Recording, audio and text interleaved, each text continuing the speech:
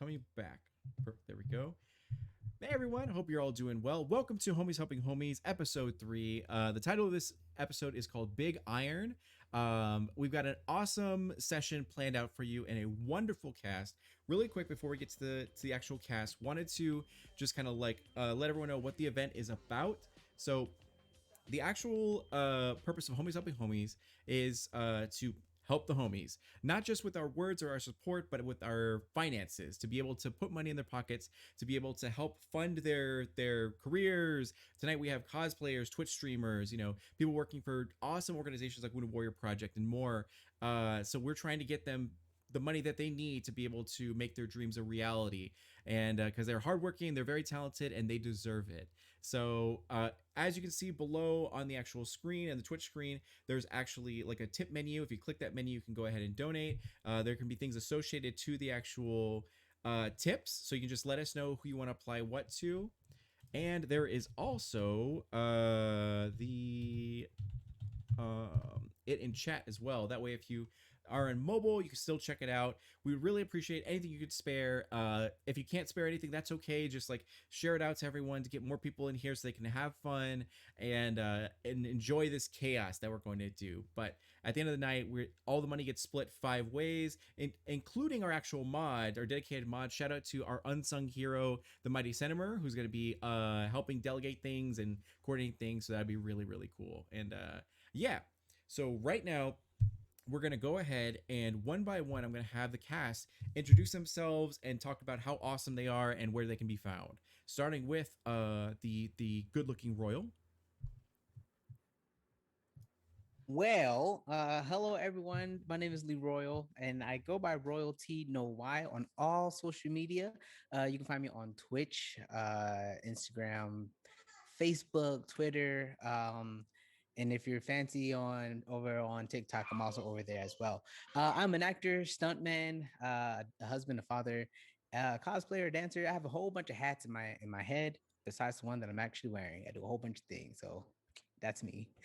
Hey, that is amazing. And then if you the money that you have tonight, what could it go towards? What would it help fund? For me specifically, probably a lot of cosplay stuff. I tend Right. to whenever any funds that come my way, cosplay is a very expensive hobby, and anything that I can get on the side, and that's where I kind of split my brain from.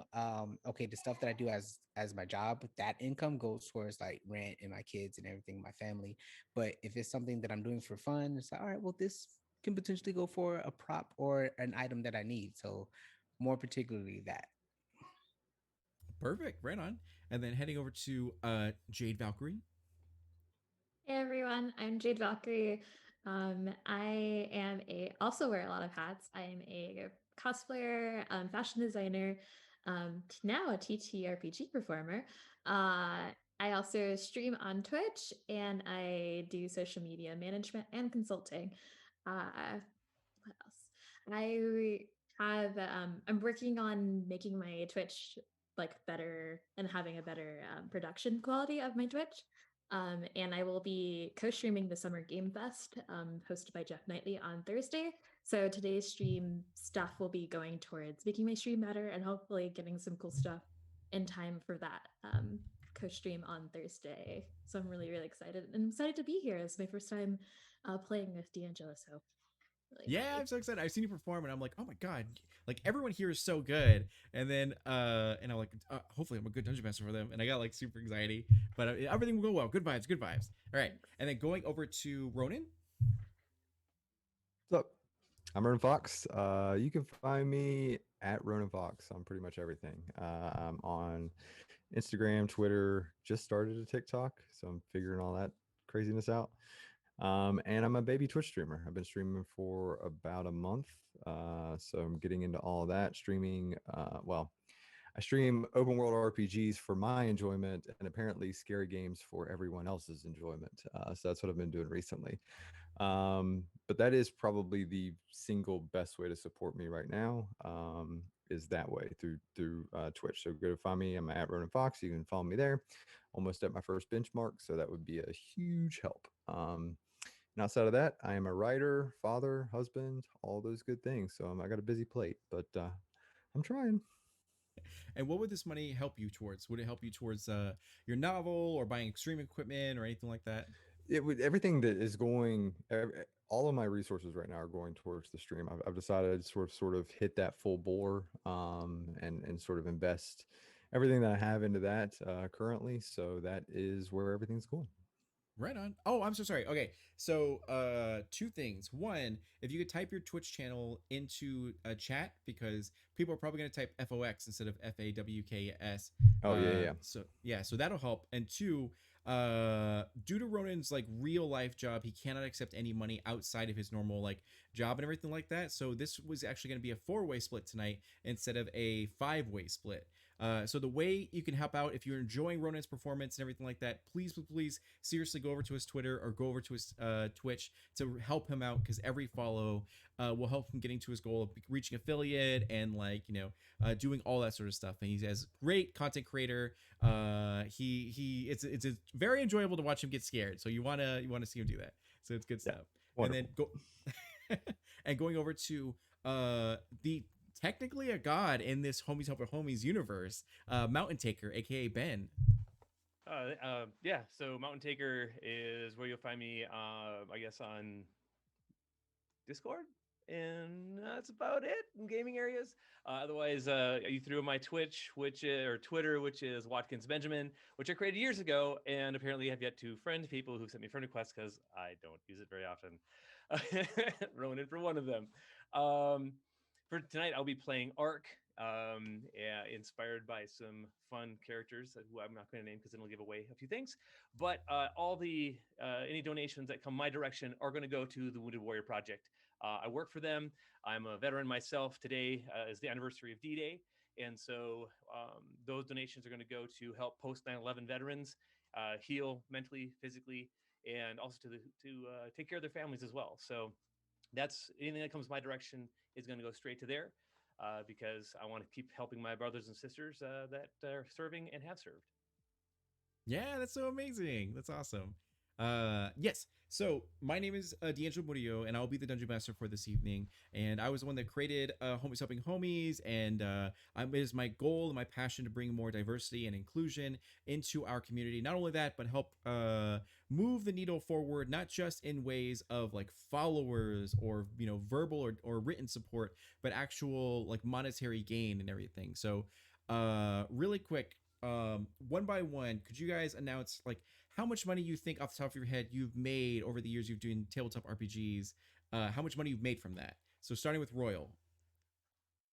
I would probably say maybe $5. All right, and then Jade, Solid 50. 50. The Ronan, happiest 50. Even before I could, I think only people would pay me to go away. So that would be a goose egg. and then Ben. Nothing.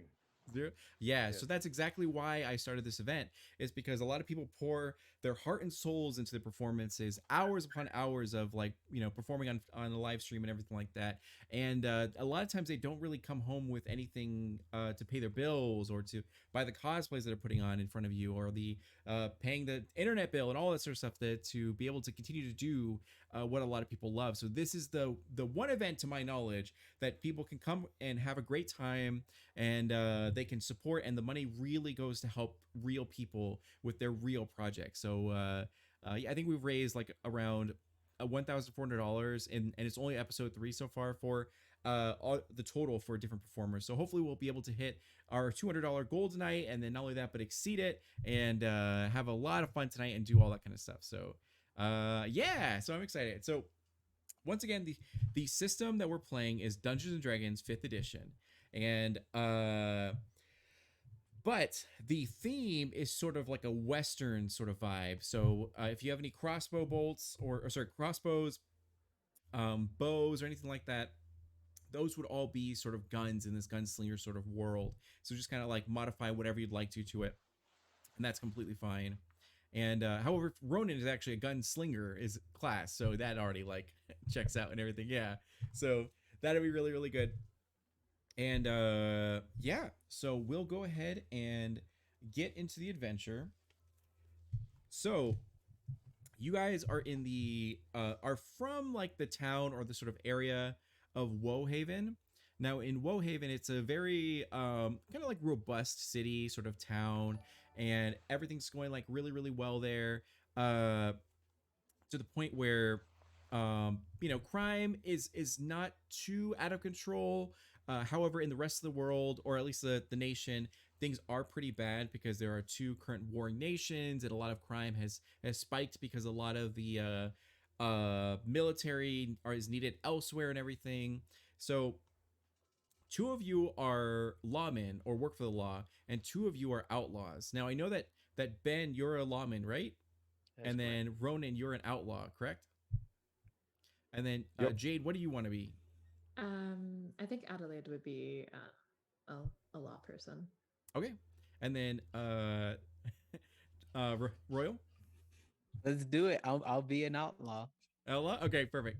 So, what's happening at this current moment is that you guys tried to do, or I guess what happened recently is that you guys tried to rob a bank, one of the biggest banks over in Wohaven. You guys rolled in with your crew of like 8 bandits. Everything was supposed to go smooth. You're in, you point the gun, shoot in the air, and everyone gets on the ground. You load up the stuff, you get on the wagon, and you head out and just like ride as hard and fast as possible. However, something went wrong. Someone tried to be a hero. They fought back. It delayed you guys. Or the lawmen were in the area and actually heard the shots and came over right away. And not only just any lawmen, but some of the best, which were and actually Ben and Jade, could you guys change your Zoom name, which you can right click your portrait to your character name, and then that way I can see that. Which I believe it's Adelaide and Ark. So Yep. Adelaide and Ark are known for the prowess as like bounty hunters, lawmen, all that kind of stuff, hunting down criminals, putting them to jail. Because right now, a lot of people are vulnerable, and finally, Wohaven has been targeted by bandits after years and years and years of peace. So you guys are riding hard. You guys are riding fast on horses or whatever you like. It's fantasy, so you can have like tiger mounts or like whatever you want to. And as your bandit crew of like 8 and your like deputy sheriff and deputy sort of like squad of 8 have dwindled down to only like 6 each, as you're like firing your guns left, right, and center in the hot blazing sun. And it gets to the point where you guys know as bandits you cannot outrun these lawmen. So you see an abandoned shaft that you're not sure where it is, what's going on with it, or anything like that, but you end up deciding to go inside of that mine shaft. And you got the lawmen see that they're going in there, and you guys decided to head in as well. So we're gonna go ahead and start off this adventure with a little bit of PvP right now. So granted, there are NPCs. So there are 2 PCs, which are of course Eli and T'Challa. Or no, T silent, right? Chala. There you go. Okay, for Chala. And His then full name is Chala. The T is silent, but you can call me Chala. Chala. Okay, perfect. Perfect. So granted, there are 2 PCs, so you can choose to target your PC homies, or you can choose to target the 4 NPCs. Whatever you'd like to do. And we are already at $108 tipped. Thank you guys so much. Oh my gosh. Okay, let me see here.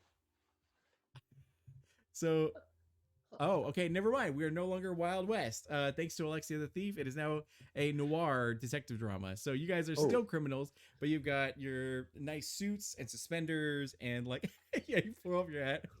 Exactly, there you go. So it's more of like a Chicago sort of vibe now, as like you're actually at the inner city. There is still an abandoned building, we'll say. We'll go with that. An abandoned building that's actually there in the middle of the city. You guys have ran into it. The squad cars are riding hard and fast as you're leaning out of them, shooting left, right, and center at one another. So we're going to go ahead and do this. Can everyone roll initiative for me? That was very quick to switch themes. Okay, perfect. Thank you. 12 sound. 10. Okay, so 12 for Chala. 10 for 12. Adelaide. Adelaide is 10. And then Ark? 15. 15. Okay. And then Eli? 16. 16. Okay, so first one up is going to be Eli. So where do you want to be in your, I guess, like your, what is it, 1920s Chevrolet, whatever, like old school car? I will be in the passenger seat, I guess, leaning out the window. Perfect. You do have your what kind of weapon do you have? It was a 6-shooter, but I guess now it might be a Tommy gun. I don't know. Sure, it's up to you. Whatever you want to do. Yeah, it's a Tommy gun now. Okay, perfect. So and Cholo, where are you? Are you driving or are you a Oh, passenger? you, yeah, partner. I'm Okay. driving the car. I'm driving the car. You see? Oh my god. That's so All good. right. All right. I'll just say we got a couple wise guys. I'm gonna take a shot, and I'll lean out the car and I'll take a shot just back at the car. I guess at the people chasing us. Okay, perfect. So you want to shoot the car and not the people? I'll shoot towards whoever. I will shoot towards the driver's window, like the Okay. you know what I'm saying. All right. So That works. Go ahead and roll for it. that's a lot. That's a 25 to hit. Yeah, you hit. You Okay, definitely cool. hit. Cool. That driver Um, seems like a fresh face, probably like 18 years old, being like, "It's my first day on the job." that's a 13 damage. 13 damage. Okay, Mm-hmm. perfect. And yeah, you do see that you shoot and like that's why. Do you have a nickname at all? Nope. Just Okay. well, I'll come back to it.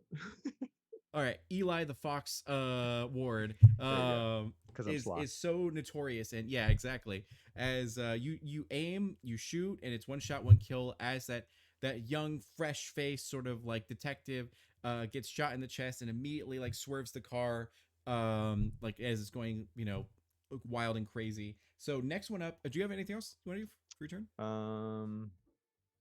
Hold on. Nope, I'm good. Okay, next one up is Ark. Where are you in the car? I will be in the passenger seat as well. Okay, perfect. You're in the passenger seat, and what would you like to do? You did hear the sound of a gunshot, some blood splattered on you, and everything like that, and the car is now like swerving uncontrollably. Yeah, All right, so my driver is shot. exactly. Yeah, still alive, but like dying and trying to make it happen, but it's not really. Going too well. Going to go. I'm going to touch my driver and cast guidance, Okay, and which is cantrip, and just Perfect. you've got this. Stay focused. he's like, you got it, detective, Sarge, whatever it is, and then so yeah, so he does get guidance. All right, so he'll go on your turn. So what he'll do is he will try to mend his wound or just like hold something up to him and get a natural 1 as he spits up blood, and so he's not doing too well. Do you want to try to do an animal handling check to try to steer the vehicle in a less chaotic direction? Sure. It's going to be a 21. 21? Yeah, you succeed as you like hold the steering wheel for him as he tries to like mend his wound or patch his wound, but it's like too much as the blood seeping through his fingers and all that kind of stuff. But the car is more stabilized as you guys have a little bit less whiplash.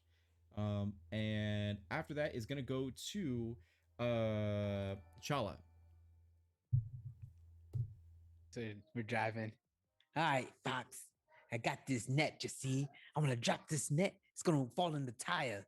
And I'm reaching out, get it like out of the side of the little side part of the car. Yeah. And I'm just out of the window. And I want to drop the net, and hopefully it tangles up in the tire. Perfect. Okay, so go ahead and roll. We'll say dexterity.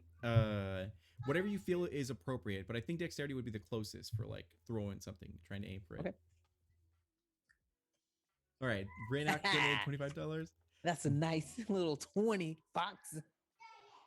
I like it. Wow. Yeah, it works. As it flies through the air perfectly and falls in the middle, and you see their car just get like jammed up and like come to a screeching halt. Traffic is now swerving and trying their best to avoid any sort of impact.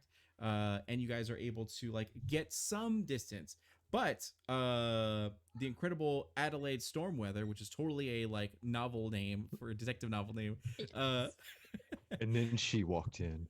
I know, right? Da-da-da, with a cigarette in her hand. Yeah, Leg first before anything else.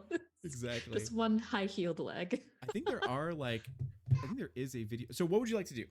Yes. Okay. So Adelaide being the now Oh, perfect. There super you There's a video Um, poster for Noir.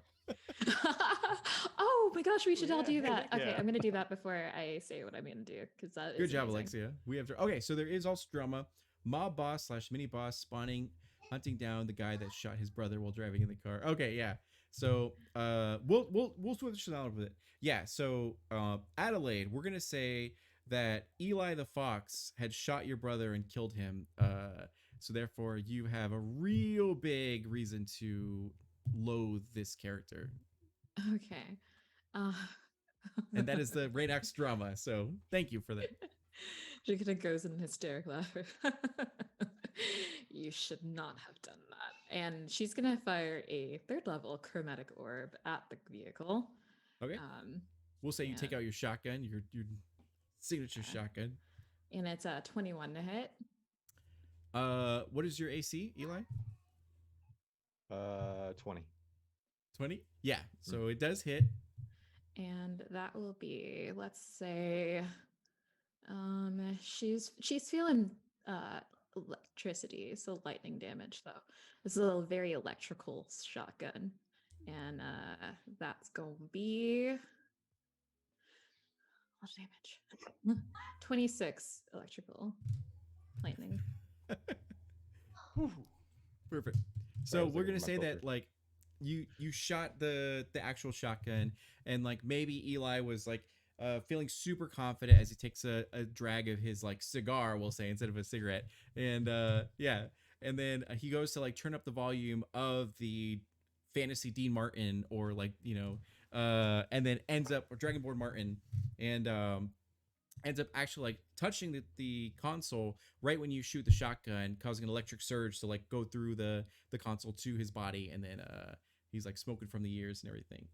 So at this moment, the at this moment, the your guys' vehicle makes great distance from the detective's vehicle. As you hear the sirens begin to fade away as you get to this abandoned building, and you get in there, and you know that it's known for having a very like distinct sort of basement that leads into the sort of sewers. So you kind of imagine that's a way you guys will be able to escape and everything. So your car comes to a screeching halt as you get to this abandoned building.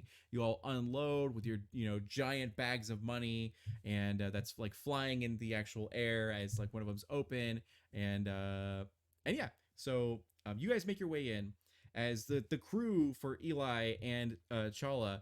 They're all freaking out, being like, the cops are on us. I can't believe they got Jimmy. And then like they're like freaking out. Is there anything you guys would like to do or say to try to calm them down? It just means it's a higher cut for us. Chill out. Go ahead and We make a. We should probably bar the doors behind us. What he said. What he said. All right. So Eli, go ahead and do a persuasion check to see if you can inspire your men, essentially. And then Chala, go ahead and do a whatever check you think is appropriate for this, whether it be athletics to bar the door, or it's whatever you think is appropriate. And then let me know. 13. Okay, so you give a rousing speech, and then they're able to be like, all right, you got it. As long as we're with the boss, it's gonna be fine. As and then Chala, what'd you get? 15. 15. Okay, with the 15, you're able to get some like chairs, some lead pipes, and everything, and kind of bar the door as best as possible. As you now are in this giant abandoned buildings, some of the windows are broken down. Everything looks pretty decayed and everything, but you do see an entrance to the actual basement that's pretty distinct. A lot of dust covering it and everything, but you still see the entrance as the men go over to like lift it up and then fling it over. And I just realized I wrote a lot of this to be fantasy, so this is going to be very interesting to have it go in the direction of a noir thing. So okay, and then over in the detective's car, you guys like, it takes a while, but you make your way on foot over to the actual abandoned building to find that the door has been like sort of barred as your other detectives try to open it. Now, one of them is like bleeding to death, so one of your guys' members like stopped to help him and to take care of him. So you went from a crew of 6 to a crew of 4. And you're now there with your like trench coats and your fedoras and the suspenders and all that kind of stuff, and you make your way over to the door. What would you guys like to do? Ark's gonna kneel down on the ground and put his hand on the ground if you see if you can sense anything. Okay, perfect. Go ahead and do a perception roll. What is your passive perception actually? Passive perception is 15.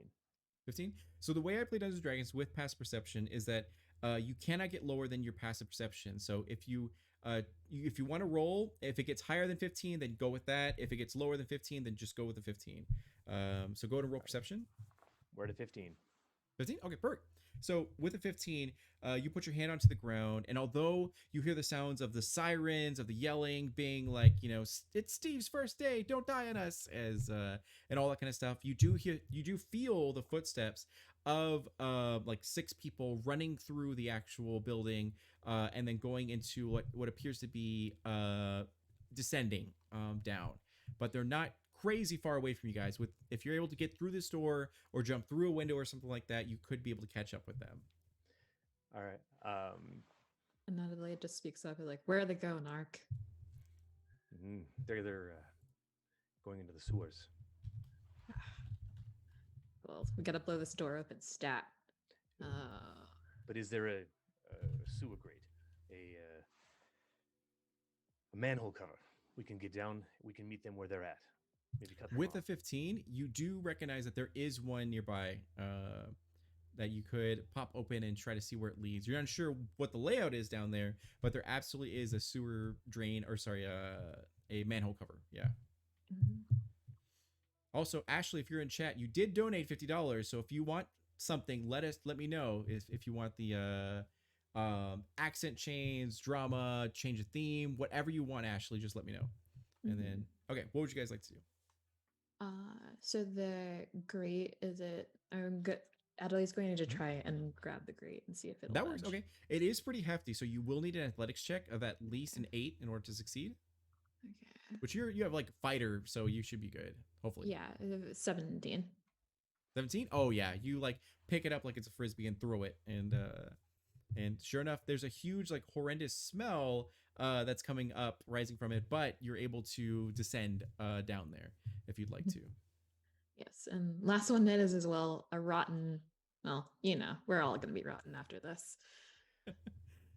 Perfect. As the sound of jazz plays, and then yeah. So going over to Eli and Chala, you guys have descended into the basement. It looks like a cellar and everything like that, and sure enough, there is a sort of crude passage down even further that leads to the sewers. Now you've heard that some of your criminal contacts in this area told you that if anything ever goes wrong in dire Chicago, that you should go through this area, and it should lead you to like an exit somewhere. Yeah. Do you want to proceed forward, or is there anything you'd like to do at this moment? Man, I know we heard stuff about this place, but do you know where we're going? Well, Fox, I've never been down here as much, but I gotta say, going back is no choice. I think we should just press forward. Agreed. Oh my god. Okay. So Chills just donated $45. Valley Girl for Ronan, overly friendly Yank for Ben, and Snowball Rabbit for Royal. So I don't know what Snowball Rabbit is, so I guess we'll see. So yes. You guys descend into these sort of like sewers, and it sure enough leads as into a crude area of the sewer drain. There are some grates that allow you to walk as a passageway through these sort of sewers, and then there's a huge like just sewage that smells horrible in the middle of it, but you are able to like make your way, as there's some like markings left by other criminals that showcase like pretty much the way to go travel and the way to go. But yeah, you begin to make your way over there. This is like totally not my vibe. Well, let me tell you, Fox, all right? This right here, what we got right now is super genius, evil acting behavior. They're not gonna catch us, okay? Whatever. Perfect. Don't whatever me, okay? I am the leader of this here operation. And because I'm the leader, you have to listen and pay attention to what the leader is saying. Okay, Boomer. Perfect. So you guys make your way with your crew as you're getting to an area that it's clearly marked on your sort of map and with on drawings on the side that this is the way to go. It descends sort of further. It doesn't look too bad at all. For either of you guys, do you have a passive perception of at least 15 or above? Are you talking to us? Yes, Eli and Chala. Yeah, I have a 17 passive. 17. Okay, so with a 17 passive, you do realize that these grates that you're kind of like walking on feel a little bit more brittle. It doesn't seem like it's gonna collapse, but it does seem definitely like you can feel the as your guys' weight is getting on it, it seems to decline just a little bit more. As you're like, oh, that's weird, and just like listen to that and pay it no mind whatsoever. And as we go over to Adelaide and Ark, so as you guys descend into the actual sewers of your crew of 4 instead of the 6 they originally started out with, everyone's worried, they're very concerned, but they're driven now that especially since one of the guys in this crew is the killer of Adelaide Stormweather's brother. What is your brother's name, by the way?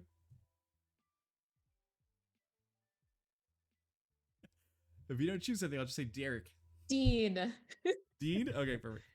So Dean. Now I cared greatly about Dean. Okay, so they all rush in a hurry as you guys get to these sort of grates. In the distance, you can sort of hear the sounds of people like sort of running, which you can only assume are these bandits that you guys are chasing. So what I'm going to need from you guys is to either make an athletics / acrobatics check to run as fast as possible, or a survival check to try to understand where they are to catch up with them. Adelaide's gonna roll survival and get a 19. 19. Okay, so Ashley did activate sultry mode, so everyone now has to be extremely flirty and with your Valley Girl accents and all that kind of stuff and everything. And yeah, just imagine it's a novella. Yeah. So, anyways, And I'm What'd you get? overly friendly. there you go. Oh, that's good. And then Adelaide, what did you get one more time? I got a 19 on survival. Oh yeah, with the 19, you absolutely recognize where the sound is coming from and realize you could, looking at a map that's nearby you, you could absolutely cut them off if everyone follows your lead. So for Ark, I need you to make a decision whether you guys are going to stealth over or you're going to just rush in to meet them. We're going to rush in, but I'm going to do minor illusions to make sound bounce off the walls, so it sounds like we're coming from all directions. Okay, perfect. So we'll say you see some like rocks on the ground or what have you, and just like throw them. And you don't have to roll for that, right? No, minor illusion is a cantrip. Okay, perfect. Yeah, you're able to make that happen as Eli and Chala, your men like immediately are distracted and stop in their tracks as they look around, hearing the sounds of grates being impacted and all that kind of stuff. But they're looking in every direction as it's everything's echoing in this place. And yeah, so for Ark, I'm gonna need you to make a either stealth check or an athletics or acrobatics. Now remember, thanks to the great god Mountain Taker, you get a +3 to your athletics or acrobatics if you choose to pray to Mountain Taker. I will pray to Mountain Taker. Perfect. Okay, good. And So you get that +3? +3. Yes. All right. That will be a 29. 29. Oh yeah, you guys have your Nikes on. You turn to Usain Bolt as you're just like, and immediately before they even recognize it, you're on top of them with all your guys' guns drawn. So in this moment where you guys are facing each other, and it's kind of like that Kill Bill moment where Adelaide meets eye contact with the fox, Eli, for the first time since your brother has died and all that kind of stuff. So Adelaide, would you like to say anything in this moment? Don't you know you shouldn't kill a girl's brother on the first date? I'm like totally sorry. Okay, he was just there. You look very Just pretty. there. That's Dean Stormworthy you talking about. You killed the wrong one. Now you'll suffer for it. And then everyone gets a +2 to whatever their role they want to for the remainder of the night. So keep that in mind. It's actually like 2 + 1, so you can choose to split it up if you'd like to. But yes, and then sure enough, your 4 detectives your two other detectives, and then Eli and Chala, your guys' four other guys, are all yelling and screaming as they all have their guns drawn and everything, unsure of what to do. What would you guys like to, or Chala and Ark, what would you guys like to do?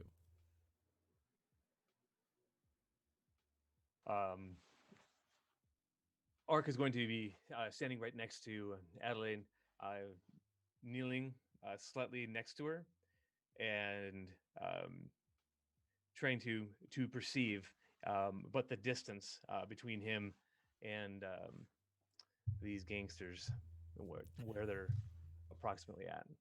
Or they all have cigars in their mouths as they're smoking them and all that kind of stuff. Yeah, there you go. So at this moment, you guys are like screaming at the top of your lungs. You have your guns loaded. You're wondering whether you should shoot. You know, the detectives are like, get on the ground, let down your weapons, and like, you know, all that kind of stuff. When suddenly, Ark and Eli, you guys feel the weight, the amount of weight over these grates is too much, and in an instant, it like has a slight buckle at first, and then it full blown just buckles completely. And not only that, but you guys fall not just onto the ground, but even the ground itself like collapses for whatever reason, and it just creates a whole like huge sinkhole as all of you guys descend multiple feet down into this weird sort of like pit that you didn't even know. It's like almost there's an under sewers or something like that carries you guys, and through sewage, and like your awesome night clean clothes is now just like covered in muck and everything as you guys are tumbling and falling. So I need all of you guys to make a let's do a Constitution saving throw for this. You're going to need a 15 or higher to succeed. 21. 21? All right, you're fine. 8. 8? Okay. Gotta tell you, handsome, I got a 16. I feel Okay. good about it. You good? Ark? I got an 18. 18? Okay, so everyone is able to hold on to someone or to like cover their mouth or anything, like not to get the poop water into your mouth or anything like that. But Adelaide like gasps in a moment, and it's like at the wrong time as like she's just, you know, blown away with all this kind of stuff. And it's pretty bad. You're gonna take 1 point of damage as you're like grossed out, kind of feel like you gotta throw up. And while the rest of you descend deep down into this underground area, as all of you are sort of screaming, and there's debris that's falling, huge heavy grates that's impaled some of the detectives and also the bandits and everything like that, and everything's just like chaotic as everything gets so dark down here. And suddenly there comes a giant like sort of crash, but thankfully the ground seems to be soft, like very very like almost like mud or so, that covers the below, also like the dead bodies of your companions that kind of like you know break the fall and everything. So you guys will all take fall damage, which will be it looks like 8 damage for falling. If you have anything that disrupts that, then feel free to use it or whatever. But you have scrapes, bruises, cuts, all that kind of stuff as you as you actually like hit the ground and everything. Let's see here. Is it muted? No, I think it's fine. We're good. All right, cool. Adelaide's gonna, while she's falling, she's gonna cast False Life on herself and gets 5 extra HP, but then just gets disappeared. Okay, and then I will turn up the volume really quickly. So if it's too loud, just let us know. So I turned it up for Utahime and Sen, I think. Okay, perfect. So you guys fall and descend. So you guys are pretty much down to 3-on-3 now. So like 2 PCs and 1 NPC for both of you guys, as it's completely like pitch black dark down here. And however, you do kind of hear the sounds of approaching sort of footsteps and like sloshing in this sort of mud from a different direction as you are all disoriented but are still trying to like, you know, get up a little bit. We'll say that you guys have like flashlights, lighters, whatever you want to have essentially. Yeah, if you'd like to activate them. They're still torches. Yeah. I have my goggles, whatever that translates to. I have a headlamp. So that's fine. It's fantasy noir, so Yeah. whatever. We'll say it's still goggles. Yeah. Got one little flashlight. I'm using this flashlight to light up the area that's immediately around me, trying to look for my handsome partner. His name is Fox. He got a lovely beard. I'm just trying to find this beard so that I know that my handsome partner is still alive. Chala, I told you those grapes were crunchy. I'm following your voice. I gotta tell you, Here. I missed it. Hello. I'm the tall one covered in gunk. And it does take a little Icky. bit for you to take the gunk and the mud sort of out of your eyes, but you do end up seeing like each other. This all 6 of you guys, the 4 of you and the 2 NPCs, as you're all injured and you guys kind of like get up and brush yourself off, and you're all like beside yourself with sort of like, did that just happen sort of thing, as you go to sort of like reach for your weapons. But as you turn on your flashlight, and this is still like fantasy noir, so if you guys are like have dark vision, it still works here. So does anyone have dark vision? Think I do. It'll be under racial Uh. traits, so like so feel free to like check that out. If not, then Chala Yes. has a flashlight. Oh, you do? Okay, perfect. So you can see, no problem at all. And so at least Eli and Adelaide can see in the dark, and then Chala has their flashlight. And yeah, and Ark's probably fine and everything like that. Probably has some sort of dark vision, quote unquote. And okay, so as you're in this area, it seems to be like muddy, and there seems to be natural caverns that are in here with water kind of like coming down and everything. But you also do notice that there's a giant sort of stone pillar that's huge. Seems to be about 75 feet tall from its center to the top of the sort of like archway or what have you. Embedded in the actual this like archway are these sort of runes that's from a language that you guys can't quite understand, unless you know Celestial. Does anyone know Celestial? I know Actually- Celestial. You being do? All right. As well- an Asimar, Oh, you're an Asimar. All right, cool. or a Well, very, very, very cool family. I don't know what that would translate to. Yeah. I'm probably the only dungeon master that has Celestial in there, like as a link, whatever. Anyways, so you do recognize this, and you see that on the actual archway, it says a series of words that are like, this leads to, the gods above. They will lead us to eternal happiness and all that kind of stuff. And it seems to be brimming sort of with power. It makes no visuals, but as you get closer to it, it definitely feels like something's vibrating from it.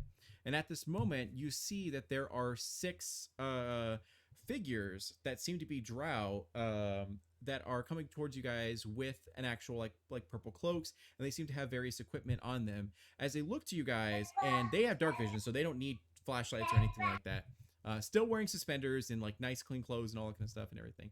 But they see you guys and they don't know quite what to do, as they look to one another and they're wide-eyed, and they kind of drop their equipment that seems to be for some sort of ritual, and they pull out sort of their weapons, their 9mm Tommy guns, what have you, and kind of look to you guys, and they look to their what appears to be their leader, which seems to be a woman who has a sweet like female pompadour, and she kind of goes, there can be no witnesses. We need to murder them. And everyone begins to like just strike at you guys. Now the detectives and the bandits, you guys look to each other and kind of have a unlikely allies sort of situation here, or allies of convenience, if what have you, as you guys are already injured and they're ready to like murder you guys. So I'm gonna need everyone to give me an initiative check. Wait a minute. Go for it, Okay. go for it. Okay. Let me tell you, I'm not just gonna sit here and let all of you guys assume we're with them. Okay. These are cops and we have money. So what would it take? Maybe a partnership can form. We could split the dividends for you guys to have maybe a little saucy money on your end, saucy money on our end. We take them out and we'll be on our merry way. Yeah, we like totally don't judge people, and we totally don't snitch. So we're good. So you guys, with your general knowledge, in my world, drow are a lot of times on the actual ground floor, if you what have you. So you've seen them in dire Chicago and various other places and all that kind of stuff. So they're not like totally demonized as they are in the normal Dungeons and Dragons sort of fluff or whatever. But there are the Underdark sort of drow that are known for their normal sort of like roots of their matriarchy and all that kind of stuff and everything. So you're unsure of these sort of drow. So it is sultry mode. So Chala, I will need you to flirt with this, either the males or the females, whatever you want to do it. That way I can give you a. Well, you see, Chala, You unbuttoning the your- T okay. is silent. Yeah, I don't have a preference really in this type of situation. So just imagine like it's all down. Just imagine. I'm not gonna actually Okay. do it for a Twitch. Yeah, don't get me purposes. banned. TOS. Ban hammer. Bah. Yeah, there you go. Perfect. You could be in a hot tub, but you can't expose nipples, right? And I'm just like peacocking. So Yeah, what there would it take if I just maybe come massage a little bit of oil on the little back of yours to maybe perhaps persuade you to let us two. I don't even care about my other minions. Wait, is I don't even Snowball know if they're Raddick from that alive. Pets movie? Yeah. Yeah, man. Oh my god. Okay. All right. Now I got it. Okay. I don't So- know if they're alive or not, but us two could really perform some hands-on activity. Chala, what are you There What was are you smooth jazz doing? playing from somewhere. As go ahead and roll a persuasion check, or deception if you're lying, or whatever you want to do. Ooh. I mean, that sounded like the truth to me. Oh yeah, that was dead on truth. Here we go. Uh-oh. That's a nice 6. 6. Okay. So unfortunately, as you like undo your sort of like buttons, it reveals the likes of like dookie smears that are on your like chest from when you got in the sewer. So it doesn't quite work.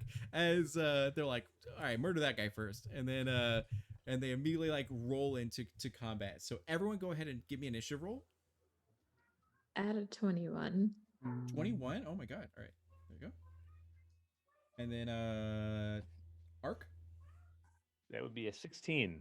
16. Okay. Eli. Out of 10. 10. Strong. Chala. 11. 11. A little bit stronger. Okay. And then the drow are going to get a mighty. There we go. All right. So first one up is Adelaide. Now I see that oh, my sound is a bit lower. All right, I'll move it up just a little bit. There we go. Mic check. 1 2 2. Yeah. Okay. So let me do this as well, really quick. Yeah, there we go. Oh wait, that's the wrong one. Dang it. Oh well. Let me go ahead and do this super fast. So that should be good. Okay. So first one up is Adelaide. What would you like to do? There are 6 targets here, and they seem to be fumbling and for their sort of weapons and reaching for you guys. I will target the leader, the gal with the pompadour, and cast like a witch bolt. Have Storm Mother family's really good with storm spells. We're very literal. Perfect. And tell her as I attempt to hit her, like, sorry, babe, but this fella's mine. He has a date with death. And that is a 24 to hit. But yeah, you absolutely hit. And then the damage gonna be a solid 5 lightning damage to 5? Okay. the pompadour lady. Perfect. No one gets to kill this man except for me. So It's like totally rude. So you shoot her as it hits her in her shoulder, and blood begins to smear. It seems like they have very thin clothing, as they were meant here as like sort of cultist sort of robes, and not really body like armor to combat you guys in. Not your guys' thick bulletproof sort of trench coats that you have on, and with chainmail like sewn in. Anything else for you? That's all for now. Okay. So after you, it's gonna go ahead and go to Arc. Ark is, hey, are you okay, Adelaide? I'm so sorry. This is not how we planned it out to be, but I also have some Vaseline if you want to rub it underneath your nose to get rid of the smell. But anyway, setting the eyes on exactly who she was attacking, throwing off his trench coat, pulling out his big blade, and charges at the one that she just attacked. I've got your 6. And Thanks.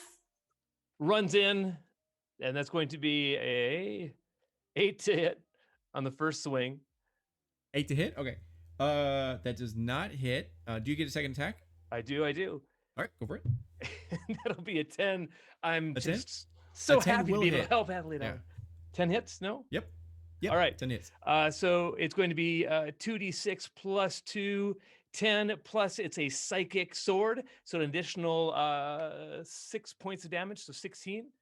16. We're gonna say you have a bat, a psychic Okay, bat. Okay. For this one. Goodbye, sword. 16. Good Okay. old bat. So, do you want to attack the Pompadour lady, or do you want to attack one of the others? The Pompadour lady. Take out the Sure. leader first. You immediately murder her as she gets shot, and she looks over as she goes like, "No one makes me bleed my own blood." As you run over with the bat and just like conk her on the head, and she just like, you just cave in her skull and everything. As she And falls then- on. I'm so sorry. I mean, I really didn't want to do that. I kind of wanted to. I'm sorry. I'm really sorry. I heard everybody's big leader here. Can we just have a conversation and not do this right now and figure out really the purpose of being here? As everyone's like, okay, and then going over to Chala. Oh, we hit 200. All right, cool. We're at 203 right now. Thank you so much for the tips. We appreciate you guys. Oh my gosh. Awesome. So, whichever one is the closest to me to the right side, I'm Okay. looking at them, buttoning up my shirt. I'm going to go, well, death is coming shortly. It's got buck teeth and a cottontail.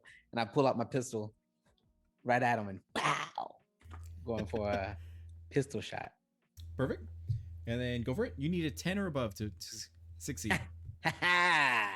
How's a nice 24 for you? Yeah, that hits. That hits. It hits it physically and emotionally. So go for it. Let me just do it. Click. Boom, boom, boom. 15. 15 damage. Okay. So you murder them as they had like a tiny little like pistol that they were like their hands were shaking and trembling. But the moment that they pointed at you, you were like, oh, you're dead. And you, with the cold stone like look of a killer, you immediately just point it, shoot it, and then they're dropped to the ground, dead before they hit the ground. I got a And second then- attack. Go for it. There And I are look at- 3 targets left. I look at the one that's immediately closest to that one. Mhm. And I say, I like my men in twos. And another pistol shot. Okay.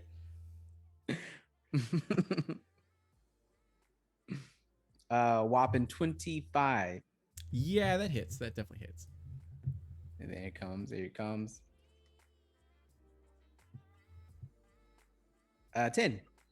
10. Okay. So with a 10, they look over to the person you just shot, and they're like, "Jimmy, no!" As you like shoot them in the gut, and their stomach just like fills with blood, and they collapse to the ground, and they're still alive, but barely, as they're just like looking at their wound, and then they drop their weapon and everything. And then going over to Eli the fox. Great. He will look over to Chilla and Mhm. say, I appreciate your energy, like I totally do, but I need to go find myself. And so I'm gonna walk back as far as I can away from them, and I'm gonna heal myself because I forgot about that chaos bolt earlier. Okay, perfect. Self-care's the best care, you guys. You know, you really got to take the time to take care of yourself. Fox. That's right. You know, I want you to look your utmost best when we get out of this. Because maybe, just maybe, there might be a wedding. It's me, maybe it's not. I don't know. But I want you to look top 10. I'm definitely gonna need So- to exfoliate after this, you guys. So you see your open wound that's kind of like bleeding and everything, and you like wipe out the dookie and you put in the vapor rub and it heals for whatever amount that you. Nine. 9. Okay, perfect. And then anything else for you? Nope, that's it. All right. After that is them, as the Pompadour lady is dead. That's right. So it goes over to the guy you just shot as he kind of just looks at his wound and is like, no, and goes over to the next person who targets, we're gonna say Ark, as they try to fire on you with their like shotgun, and gets a 2, so that misses. And the other one is gonna aim towards Adelaide with their pistol and it at 4. All right, not going to use these dice anymore. So then it goes back up to Adelaide. There are 3 targets. One of them is like on the verge of death, and the other 2 are healthy. Okay, so I'm gonna go up to the lowest target and use my venom dagger on them, and that'll be. They are prone, so you do get advantage. Yeah. Oh, thank goodness, because that first one was a 9 to hit. 19 to hit. Okay, perfect. So 19 absolutely will hit. Okay, and it's gonna be 4 piercing damage plus DC save Constitution. Constitution. DC 15 for Constitution. Wow, that is a 2. Okay. Oof. Okay. And then they take also 9 poison damage as well. Okay, perfect. And you said you targeted the weakest one? Yes. Okay. They are absolutely 100% dead. As they were like looking at their like gut wound and everything, and then you come over and they're just like, mercy, as you're just, and then they die. So anything else for you? I'm gonna multi-attack and also attack the next person with the dagger as well. Sure, that works. They're right next to you, so go ahead and roll. You need a 10 or above to succeed. And that's 15, and so it hits, and same thing, same jazz. 6 piercing, and then the con saving throw. All right, so that's 6 piercing. Oh, 18. This guy is. Oh. Let's see, is it they save, or is it just half the damage? Oh yeah, so they no poison damage. They're good. No for poison? now. Okay. So he takes the wound in the arm, as it's one of those like super cool, like you go to stab him and then he like puts his hand out and you stab his hand, and he goes, I eat poison for breakfast, as you try to poison him. And then it's gonna go over to Ark. There's one wounded and there's one full HP. I'm going to go after the one with full HP. Adelaide, if I may, as he steps in front and goes after the guy with the full HP. I really don't want to do this. I'm just going to try to slightly bonk you upon the head. Maybe. I want him to do it. And go ahead and swinging my Mind Blade bat. Mhm. For a 16 to hit. Absolutely hit. And that will be 10 plus the 2d6 I got to roll on top of that. And roll. So a total of 19 points of damage on that hit. Oh yeah. So the person you targeted is dead. And then there's one left. It's Sorry. So sorry. I'm really sorry. You're kind of next. And swing at the next guy.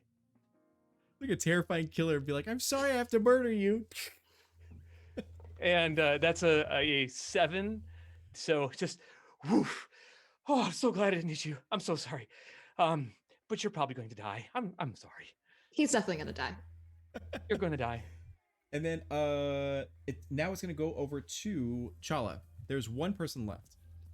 That's the prone one, or No, the this one is still standing. It's the one that Adelaide's like stabbed in the hand, so he's at half HP. Okay. Yeah, I'm going up with my hatchet. I'm just walking up, and I'm going. We could have had something. We could have had something special, but you one crazy ass bitch. And I'm bringing my hatchet down right on the shoulder. Perfect. You do so. So go ahead. I'll give you advantage for this one because we'll say that you guys are flanking. So yeah, go roll for it. You need a 10 or above to succeed. Ooh, 22. Yeah, you hit that shoulder. And then I want to add a +2 to that, so that's 11. Okay, 11. You do succeed. So you kind of we're gonna say you're known for your brutality when it comes to like murdering your victims, which makes this extremely awkward because you and Adelaide just teamed up to kill the same target and are like within 5 feet of one another, as you use the same technique to kill this guy that you did her brother years ago, as the Kill Bill sort of like sort of thing happens.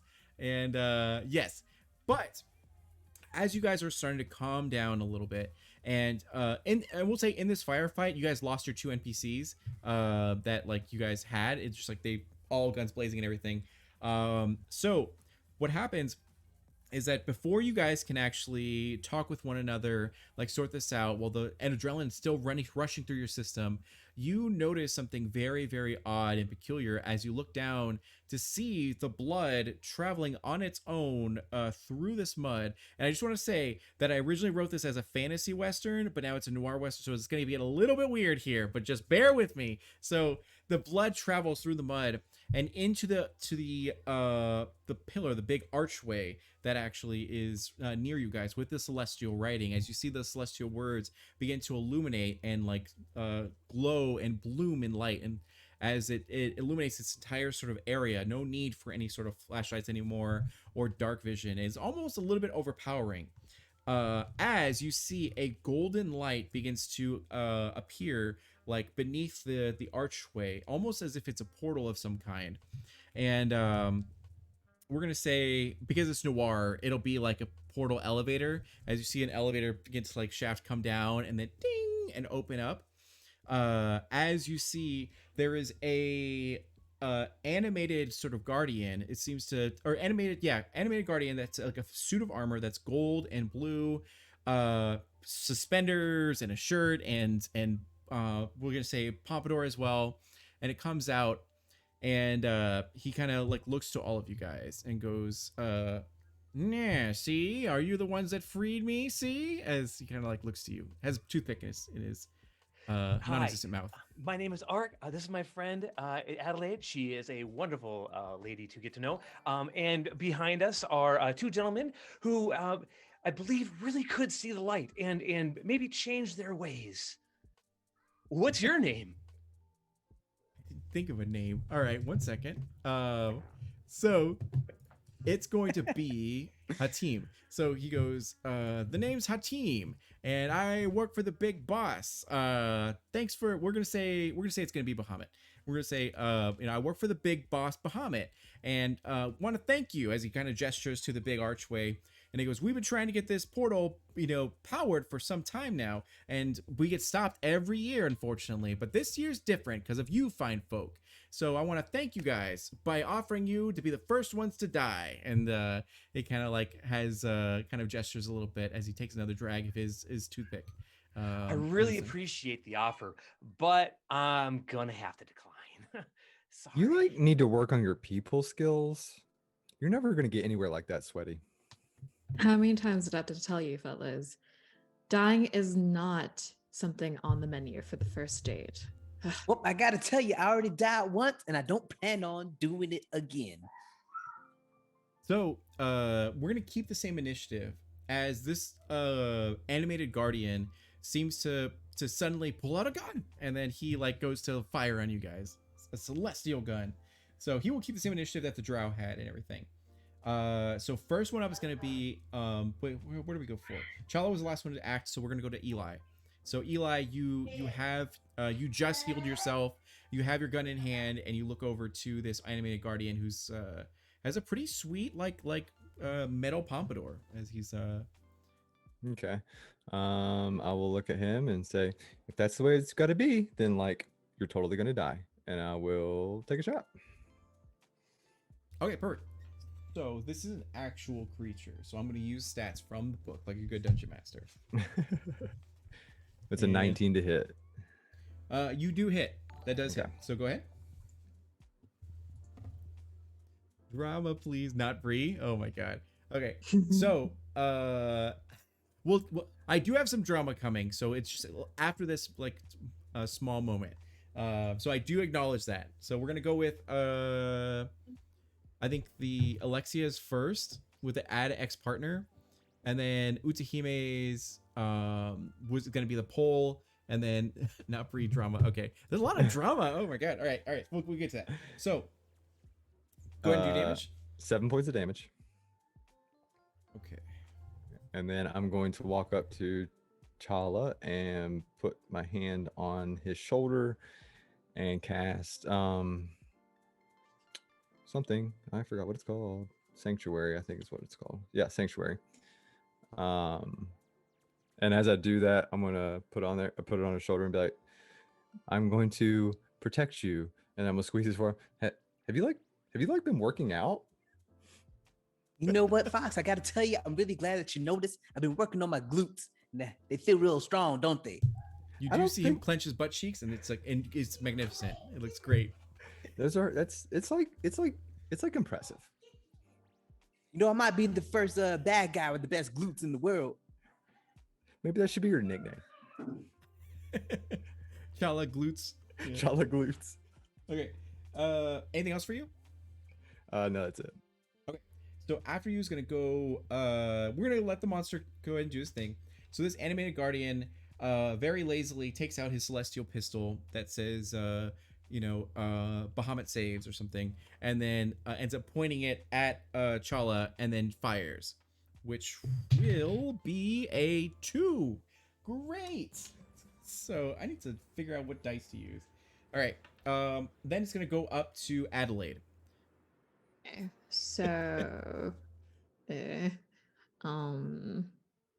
very annoyed. She's very annoyed because she just really wants to kill Eli, but there's a lot of things happening. Yeah. So, this is all like, so she's gonna Misty Step behind and do a good old teleports behind you and stabby. At the Guardian, and that'll be a 12. Does not hit for this one. Okay, and then I'm gonna use the multi-attack. Go for it. And a 14. Almost hits. If you use your +2, then you will hit. Okay, If yeah, you I'm want gonna to. use it. I do want Go to for it. use it. I want to be cool.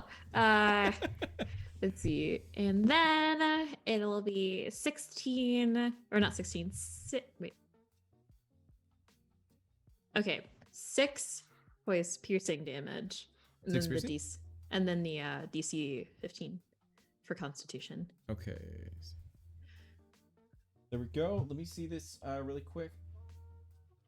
Yeah, he is condition immunity immune to poison.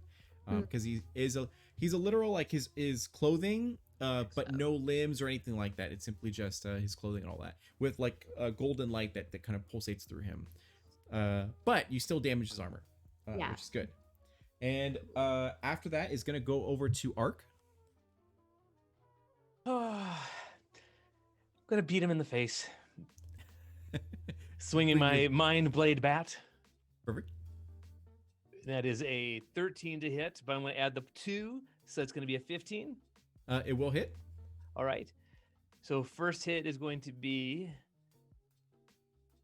13 plus 8, so 21 points of damage. Wow. Yeah. I'm also going to go ahead. Oh, you said, oh, wow, yeah?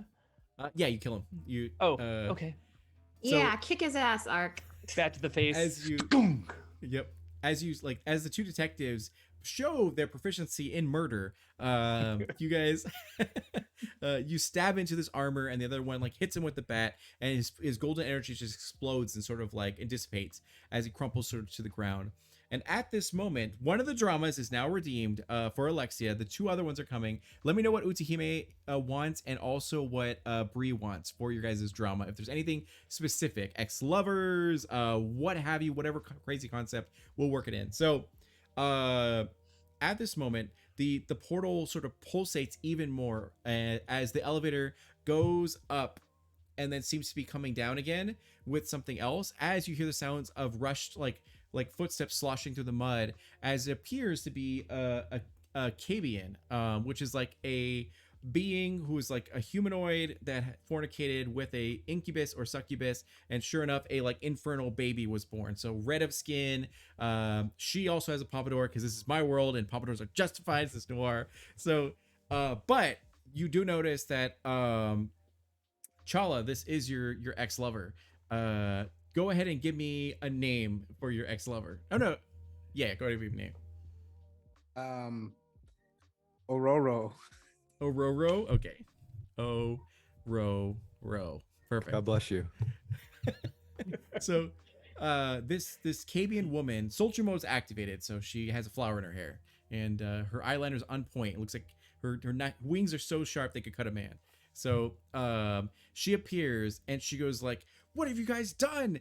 And she kind of looks around to all the dead body and the carnage and the portal and everything, and she goes, "You guys have like, you've ruined everything. You brought about our like destruction." And she kind of looks over to the elevator as it comes down. This is so weird. Elevator comes down and dings as it begins to open. As you guys all look to see a 9-foot tall, what appears to be an angel that has a business suit on and suspenders and everything, and has a golden fired bat. As it looks over and goes like, "This world is full of filth and sin and must be cleansed immediately to be restarted, and you will be the first to start." As he like kind of walks out, and she goes like, "Come with me quickly, we gotta get out of here." As she asks you guys to like hurry and meet her. Do you guys want to like run towards her or run away? If there's one thing I know about that fine Aurora, hey girl, even though you broke my heart, she's very protective and strong. So if you two, and I'm looking at Ark and Adelaide, want to survive this, we should probably follow behind that big booty woman and maybe hop on. You could choose to if you want to or not. You don't have to. But I would also like to scoop up the Celestial pistol because I feel like it might be something powerful. You got it. It is a magical weapon. So game wise, it's imagine your normal pistol, but it can damage celestial beings, we'll say, with no problem. Okay. So game wise, just to help you guys out, angels and anything that comes out of this portal from here on out will only take half damage from non-magical weapons. So yeah. So you definitely want a magical weapon if you have one, or you use magic or what have you. So after that, you guys run for your lives as this angel comes out and just like doesn't even feel the need to like chase you guys, as it takes its bat, and it's aluminum fiery bat, and then stabs it into the ground as it pulsates searing blinding light that begins to creep across the ground, illuminating everything in its path. But you see the dead bodies that were like that get touched by the searing light and immediately just turn to ash and dust, as it's completely extremely volatile. But the at least the caverns are being illuminated with light, so that's something. But so I'm gonna need everyone to make an either athletics or acrobatics check to try to outrun this creeping light. Almighty, mighty Mountain Taker, please make my feet swift. As You we're can't Grabs running, Adelaide's hand. Let's go. Yep. And with a 19 acrobatics, I definitely am with them. And you do see on Ark's sort of like neck, he has a necklace that has a picture of like Ben that's in like a pose. So yeah, so if game wise for Homies Helping Homies, anyone who donates $100 becomes a god in this world. So every session of Homies Helping Homies, they get a certain stat, and if they pray to that specific god, they get a +3 to their roll for whatever that is. So for Mountain Taker, it is athletics and acrobatics. So all you need to do is say something nice about Mountain Taker, and then you get it. as we're running, I will look over at Chala and say, "Are you guys like still a thing, or Well, I'm sensing some." once upon a time, and like the music starts to play back. I fell in love. Okay. Yeah. I fell in love with Aurora. And you know, it was a nice little time that we had. There was alligators, there was cats, there was some dogs and hamsters. We had all that, all the type of tropical things you could imagine. Is this another Pets joke? Oh man, it? it's full on Snowball in Pet's brain, but I'm trying to make it like kind of human at the same time. Listen, listen, I was assigned. Snowball just goes, okay. And remember, if you want to change anyone's accent, feel free to donate the money, and then you can do it. Yeah. I don't know. I think I think this is my voice now. I think this is it. We fell in love, but then she tried to turn me to the side of good, and I wasn't having it. I wanted to stay the leader of the Flush Pets, and so we went our separate ways, and she broke my heart. That's Just So we're- you're saying wow, she's wow. single. So and you got you're saying you like people bad. Got it. Fox So you knows. guys are like running full blown as he's going through this full monologue. Be like, and then as you guys are running. So what is your guys' athletics or acrobatics check? 25. Mine was 19. 19. 19, 25. You need a 14 or above to succeed. 19. And then Chala? 25 for me. Oh yeah, you guys are all totally fine. You have your Nikes on. You're running. She leads you to. It was gonna be a minecart, but now it's gonna be a. We're gonna say a Rolls Royce or something like that. As you guys all pop in and drive, as there's a road, a makeshift road down here, and she turns on the key into the ignition and just drives as hard and fast as possible. As the creeping light begins to pour in and fill a bunch of everything is kind of like illuminated from behind you. It's probably about 60 feet away from you guys right now. You guys have white wall tires as well, so the car looks really, really nice. And you do look at the portal as much as you can see of it, and you see some more figures exiting the actual portal, and some of them are taking flight now, trying to chase after you guys. Some angels are so confident in their abilities that they don't even use their wings. They simply just like run in their nice like boots or shoes and everything, their dress shoes. And yes, so quickly we must reach the minecarts. That's not a thing. Aurora cries out as the sound of trumpets can be heard. Celestial sound is not meant for mortal ears. As you guys like kind of like bleed a little bit as you listen to this majestic music, which will be, I guess, like celestial jazz, because it's noir. And yes, so you arrive at the Rolls Royce, and however, the shaking from the song causes rocks to collapse onto the road. That's what it is. Okay, so you guys make it. You have distance between you and the creeping light and the angels and everything like that. You made it to the car. You're driving down the road, but the sound of the celestial smooth jazz ends up collapsing some of the road in front of you as some of the ceiling rocks begin to fall and cave in a little bit. You do slam on the brakes. The car skids to a sort of halt as and that we'll say that's one of the dramas for Utahime. And then I need everyone to make an athletics check to try to. Actually, two of you will need to make an athletics check to try to get the rock out of the pathway, and the other two will need to try to stop one of the angels from coming towards you guys as it's approaching very quickly. 17. I'm gonna be one of the people trying to stop. I too will Okay. join Adelaide. Okay, perfect. So Then I'll Texas try are to- choosing violence, and Eli and Chala are choosing to move Yep. the rock. Okay, Yep. perfect. So 17 succeeded, and what about you, Eli? 14. 14, you succeed right on the money. So you guys put your back into it. You like move the rock, and it's slow. And Aurora is moving it as well as she like is struggling to make eye contact with Chala, but damn, it's so hard because he's so good looking. And and then you're able to like move the rock out of the way. Meanwhile, the angel comes closer to you guys, and you guys will get to strike first at this angel. So starting with Adelaide.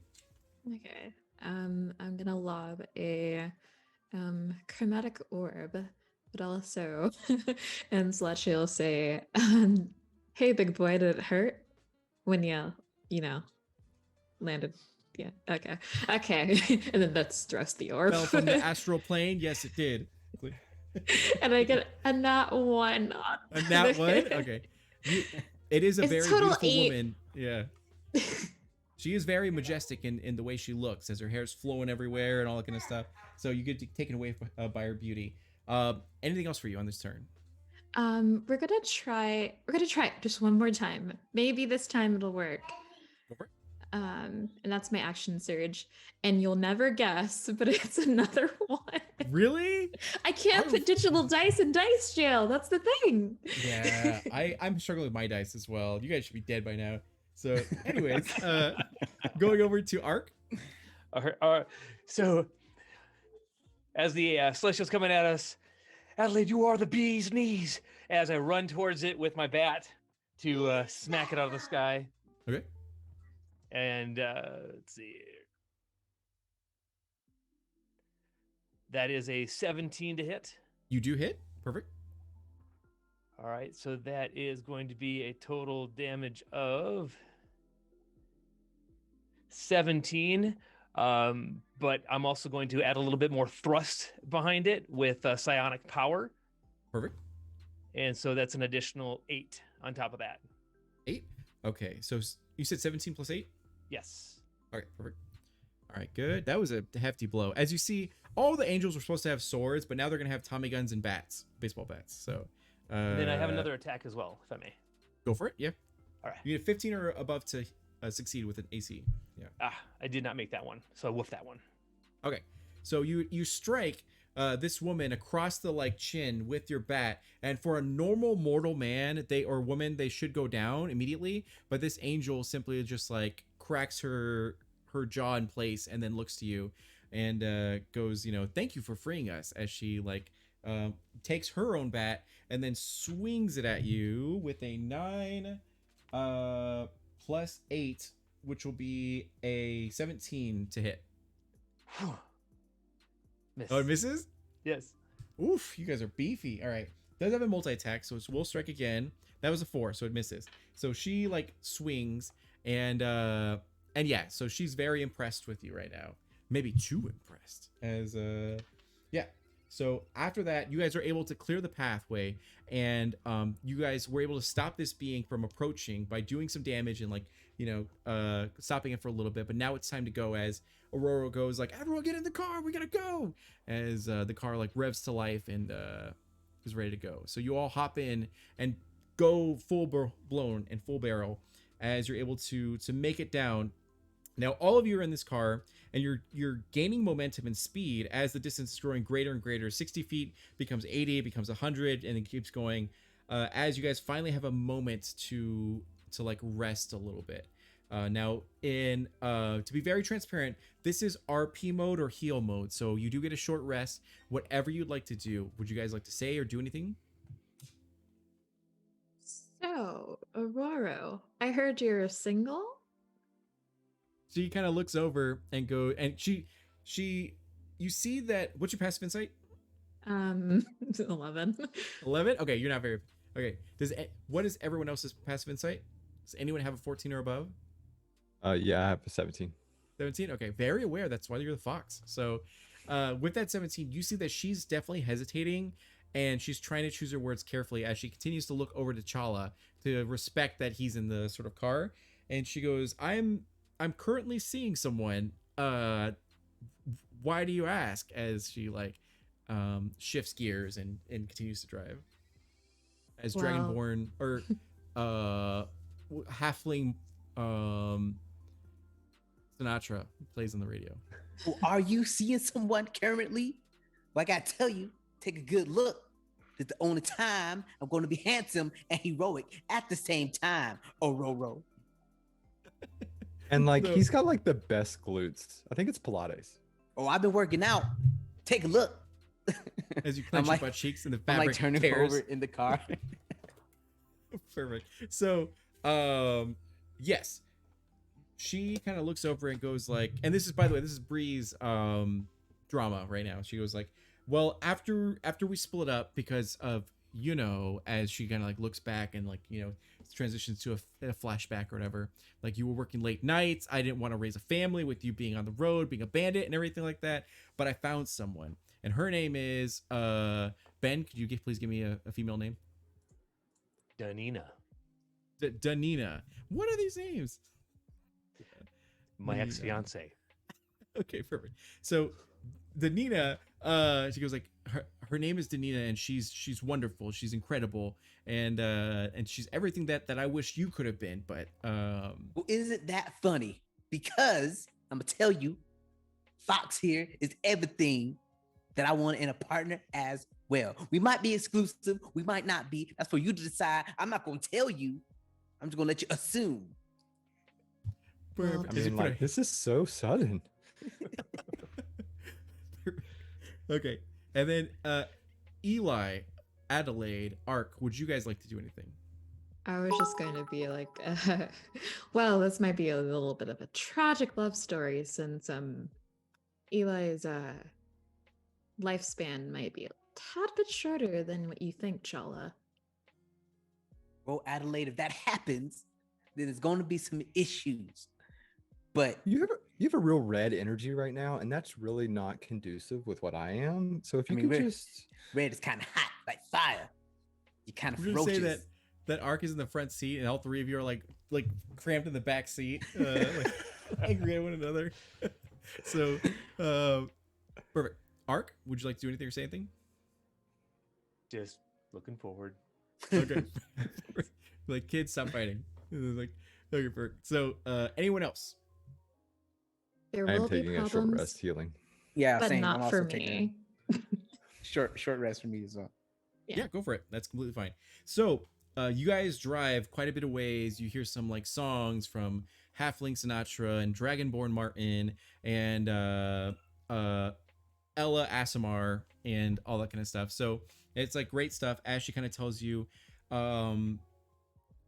we don't know when it arrived or how it arrived, but the drow down here have found this sort of like archway that is celestial. Apparently it was created by some sort of cult that wanted to invite angels down to be able to make them closer. Now beings like demons and angels can't survive very long on the mortal plane, but this cult has somehow found a way to bypass that through this archway. So when apparently there's a great huge massacre in a war that happened like eons ago, and the drow have been these type of drow have been charged with protecting the land from letting angels come through. So every year at this time they wait until it's about to open up and they cancel the ritual by doing a specific like incantation.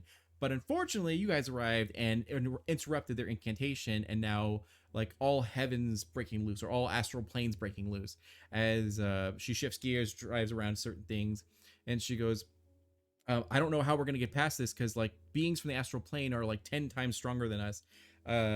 So our best bet is to go and seek help from the nearby drow city to get them to send their armed forces and everything to see if they can stop this actual archway.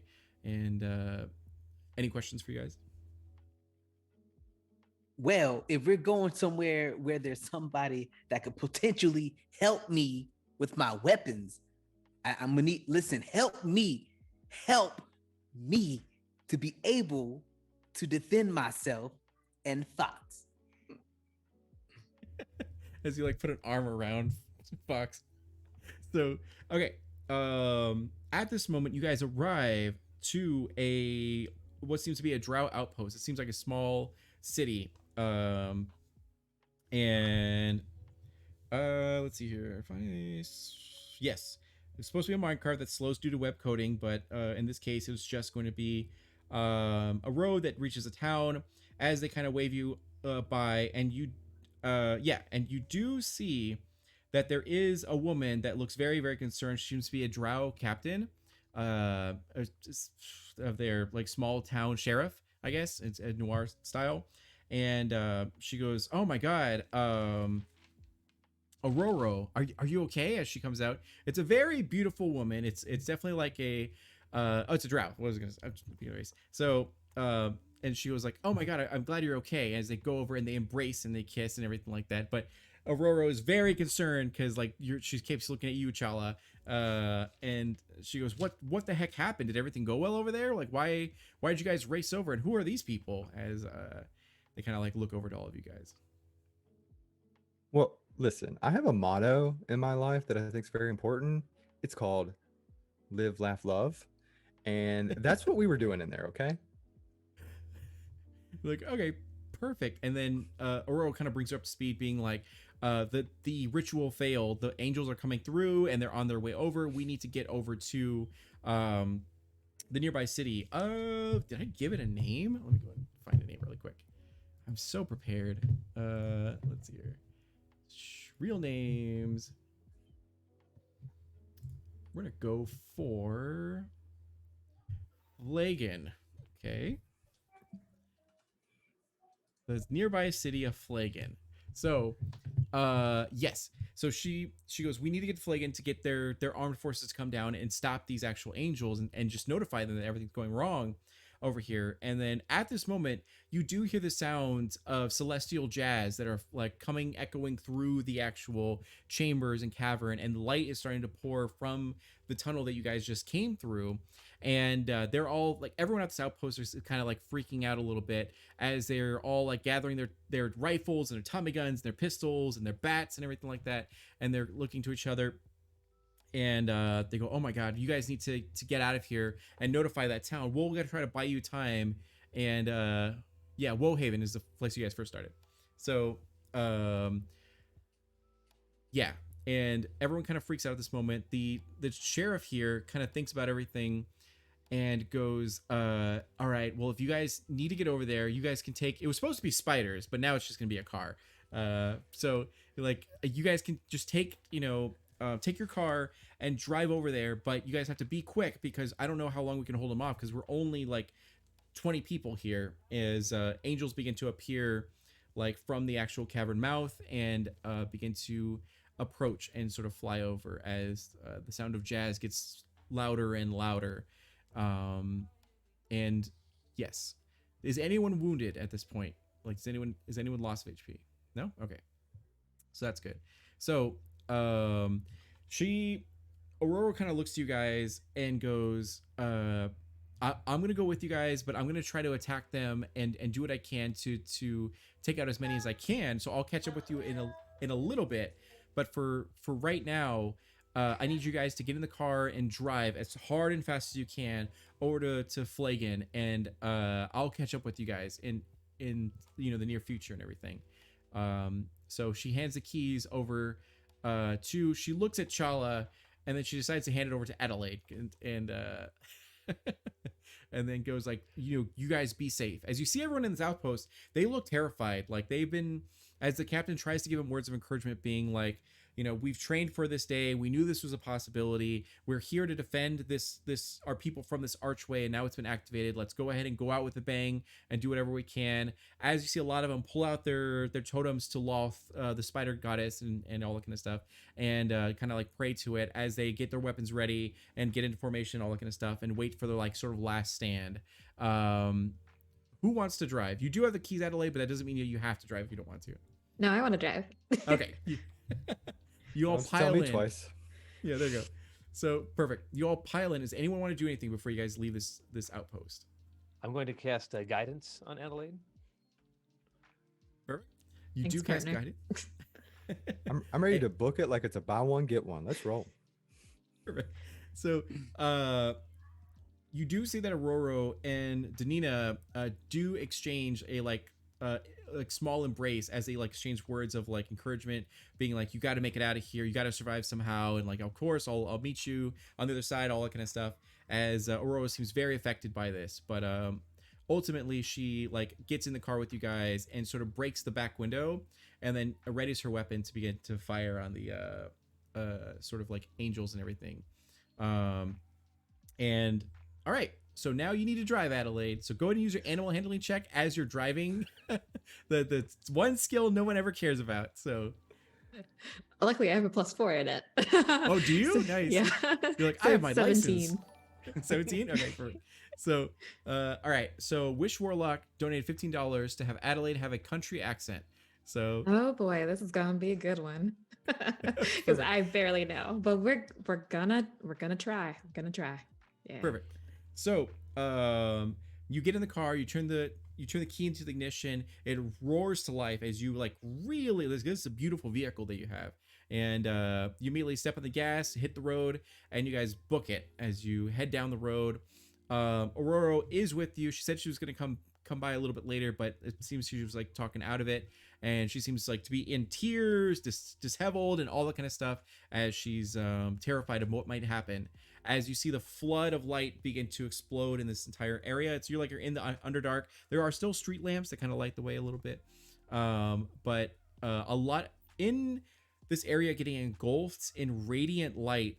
It exposes a lot of Underdark creatures that are like usually normally very dormant, waiting for people to pass by and kill them. But now that they've been exposed in the light, they're terrified. And like rabbits and deer in a forest fire, they're running for their lives and are terrified by everything that's happening. and you guys are driving along, and you see back like left and right that all these sort of creatures and animals are running at your pace or greater, trying to outpace the light as well. And you see, to your horror, you're supposed to have spiders, which gave you more options, but because you're in a car now, you see, to your horror, in front of you is what appears to be a bridge hanging over a large ravine, but all around you are creatures trying to, bottleneck, essentially going to that same sort of bridge.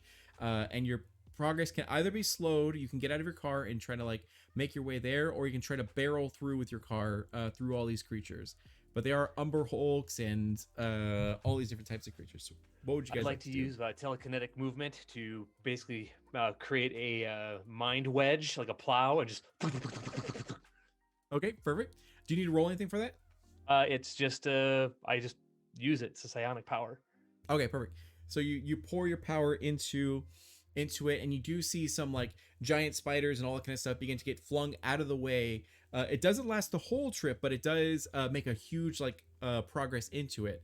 So you're halfway there to the bridge that you need to get onto, but things are getting more and more dense, like the bodies. Would you guys like to do anything to try to ease the journey, or just floor the gas, or whatever? I was gonna floor the gas and be like, "Go on, get, you hear? Get." As you slam the horn, you're like, burr, burr, burr. I'm also yelling at the animals. Get out of the way, okay? We're in a hurry. I need you to clear. And can I use my animal handling to see if they're just obeying the either use command? Animal handling or intimidation, whichever you'd like to use. Let me see I which one. guess now's a bad time to tell you guys that I'm a vegan. What does a 15 give? But praying to the god of this mountain, I would like to ask you to shine down your great grace upon me. And then bumping that 15 to a 18. Okay, perfect. And as you yell out to the creatures and everything like that, they do abide by your command. As you like honk the horn and you're yelling at them, they begin to like deviate out of the way, and you're just like 3/4 of the way there. Eli, would you like to do anything? Nope. that take care of your vegan, and make sure I not wink. I make sure no animals were harmed in the making of this getaway. As you're like rolling over things. So, all right, Adelaide, what would you like to do? Do you want to continue to floor it? Yeah, I'm just gonna floor it real good, and yeah, do y'all trust me? Not in the least. Well, I'll take it anyway. We're going. Perfect. You turn up the halfling Sinatra even louder, and then it kind of drowns out the noise of you like rolling over these creatures and animals and everything. Go ahead and make it either. Exactly. So do a animal handling check or whatever you think is appropriate for the situation, as you are just like white knuckling the steering wheel and just like driving as hard and fast as possible. I did animal handling, and I got a 19. So. Oh yeah, you succeed. As there are these creatures that are pretty large, but you're able to like swerve either out of the way or barrel through them as you get on this bridge and drive all the way like pretty much through. And you do get to the other side of the actual bridge, but you are greeted with, it seemed like, armed forces of the Drow City, as they're all pointing their sort of rifles towards you guys. And like there's a blockade to like stop you guys as you come to a screeching like halting stop, and like the car almost flips over. Meanwhile, in the background, by the way, narratively, Aurora was like using her Tommy gun to shoot the angels as much as she could, slowing their sort of progress. But ultimately, you look back and see that outpost you arrived at is completely engulfed in radiant light, and you can't see anything but blinding yellow or gold. So as you're coming to screech and halting stop, as these armed forces have their rifles pointed towards you and everything like that, and are shouting commands to you, we're going to go ahead and take a small like 10-minute break. So make sure to follow the cast and like chill out for a little bit as we get everything sorted, and we'll be back soon. And yeah.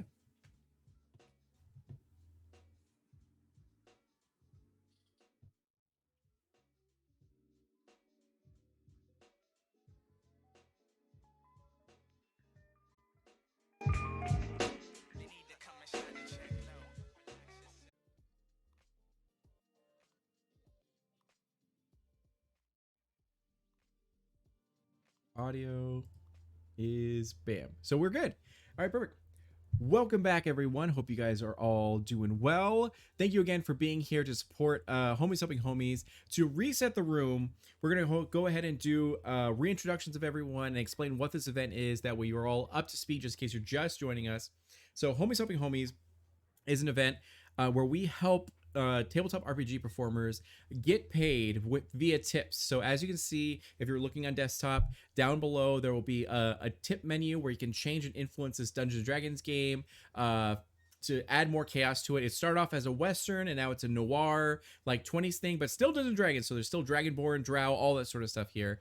And all the money at the end of the night will get split 4 ways, and then they'll be able to go and fund the projects of these hardworking, talented performers. And it's our way of trying to help out and make normalize paying performers and everything like that. So it really is near and dear to our heart. We've already exceeded our goal at $268 currently. Thank you guys so much, and we hope we can awesome. give you more entertainment and then let the donations keep rolling in. That way we can help out.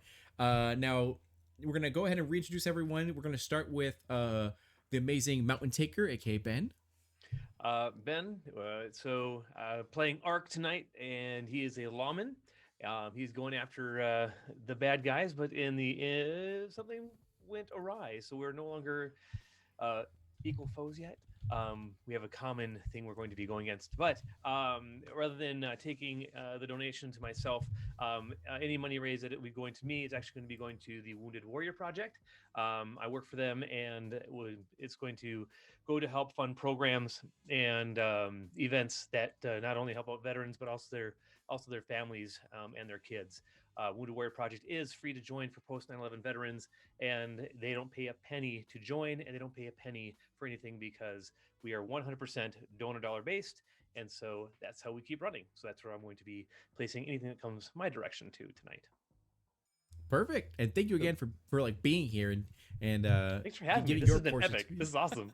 So glad when I wrote it, I was like, oh my god, they're gonna either like this or hate it and never want to play with me again. So I'm glad it's the latter. And yeah, so or the former. Okay, so Ronan. I'm Ronan Fox. You can find me at Ronan Fox. I am playing Eli, who is, well, I had a plan, but he's different now. And the best way you can support me right now is to go to my Twitch page. I'll link it here in just a second, and hit that follow button because I'm trying to increase my followers on Twitch and become a Twitch streamer. So please do that. That's it. Yeah, so for Ronan, he actually like can't accept any sort of amount of money because of his day job and everything like that. So if this split is going to be 4 ways instead of the normal 5 ways. So once again, like he just said, if you could please take a moment to go over to his Twitch channel, give him a follow, because that's the way you can tip him, is by supporting his Twitch channel. That way he hit affiliate and like pursue his passion and dream of being like a Twitch streamer and all that kind of stuff. And yeah, so it's pretty cool. And then going over to Adelaide Stormweather, aka Jade. Hey everyone, I'm Jade Valkyrie. I'm a cosplayer, host, and streamer.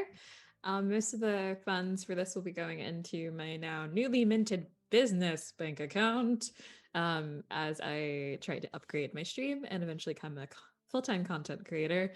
And a big thing that's happening on my channel is Thursday I'll be co-streaming the Summer Games Fest. I remember what I'm streaming on Thursday. Summer's Games Fest, hosted by Jeff Knightley. So come along on that Thursday at 11 a.m. PST. We'll be reacting to game announcements and things like that. It'll be really chill. And yeah, that's my little pitch. I'm also really Nice. loving this. And thank you for whoever donated to make me do the accent, because that's been on my D&D performance wish list to do. So Good old Wish Warlock. Yeah. okay. Okay, and then going over to Royal. Hello, everyone. My name is Lee Royal. On all social media, I am Royalty No Why. That social media includes Twitch, Facebook, Instagram, Twitter, TikTok. I told myself 2 years ago to really start to do more social media stuff, mainly because like it's part of the game as an actor, stuntman, entertainer, cosplayer, and right now I'm focusing heavily on streaming on Twitch and on Instagram, because part of the huge goal is to eventually get to that 10K so I can start doing that whole swipe up for the information that I want Right? to give out Exactly. to you. And Swipe up for my OnlyFans. yeah, oh. So yeah, if you're interested in any of that, I will also be dropping the link down. Donations for me right now going towards cosplay, mainly because that's my hobby, and anything that I make from um my, I guess, other side of the professional life of being an actor and a stuntman, that goes towards my family. And that's like the main priority focus. It's like it got to split the brain, you know what I mean? Split the brain and be like, well, hobby can be side money, and all this extra stuff that's coming in heavily could be the important stuff like bills. Right? Exactly. So yeah, and my name is D'Angelo Murillo, and I'm the one that organized and set up Homies Helping Homies. I saw the need that a lot of tabletop RPG performers were not getting paid for their hard work and talent. So I'm trying to normalize that by creating events where it's a mutual benefit. The performers perform and do their best, and at the same time, the viewers get entertained and get to influence their game and get to tip, and then everyone gets something where viewers go home with a lot of fun, and performers get a cut of the actual tip money to pursue their passions and invest in their projects and all that kind of stuff. This is our third episode, and I believe for this crew, the highest paid out of all of you guys was like $50 for your past performances for like tabletop RPG stuff. Is that correct? Yeah. So like Jeez. this money will already like help out tremendously and be more than what is previously. So thank you guys again so much for your support and everything. We really appreciate you. So to like update you guys on the chaos of this game, there were bandits and there were lawmen. They were in a high speed chase. Now it originally was gonna be on horseback as a western, but then someone donated $25 to make it noir. So they were in like old school 1920s cars, the hard metal ones and all that kind of stuff, and shooting at each other with different like guns and everything. Got to an abandoned building, went through the sewers. They like had a gunfight and everything, but the weight of their bodies was too much, and it caused a sinkhole, and it all collapsed. And they found a giant sort of cult and archway. They interrupted a ritual that, unbeknownst to them, was going to save the world. But now, because they interrupted that ritual, this archway, which because it's noir is a giant elevator, poured out angels and radiant light. And they believe they serve the great god Bahamut. And they told them that, like, thank you for allowing us on your mortal plane. We see that there is so much sin, so much filth, and so much chaos in this mortal realm with so much war and famine and all that kind of stuff, that we're going to go ahead and annihilate all living beings on this earth or this planet and then be able to restart it again. So thanks for being that agent of change. So Chala's ex-lover, Aurora, found them just in the nick of time and had them get into her car as they drove to find support at a drow outpost, which then led them to a drow city by the name of Flagon, as they're trying to get the armed forces involved to combat these angels and celestial beings that are pouring forth tons of radiant light in the Underdark, as all manners of creatures in the Underdark are freaking out and running for their lives. And they are just crossed a bridge where everyone was trying to clamber through, and they found a blockade set up by drow armed forces. Now it's 1920s, so they've got rifles and like hard hat helmets and all that kind of stuff that they are carrying, and they're just essentially saying, for the ease of the game, does anyone know Elven? I do. You do? Okay. So Eli, Yes, you're one of I do as well. Okay, Yes. two of you, Ark and Eli. You do notice that they're speaking drow. Well, I guess Elven, whatever. I guess it would be common. That's to make it easier for you guys. So they are yelling at you guys that like slow down, stop, or like, what are you doing? And you do know that from this actual point, after you cross the bridge, because there's a bit of an and sort of like incline, that your guys' perception has been like kind of warped, and you can no longer see the radiant light or the angels at this moment. But the armed forces are like, there's so many creatures coming through. What is going on like over there? And they're kind of waiting for you to answer as they have their guns like sort of drawn. Now, no need to be hasty here. I'm Adelaide Stormweather, and this is my partner, Detective Ark, and we are with Wow Haven PV. Just Perfect. And then, so go ahead and make a persuasion roll. okay.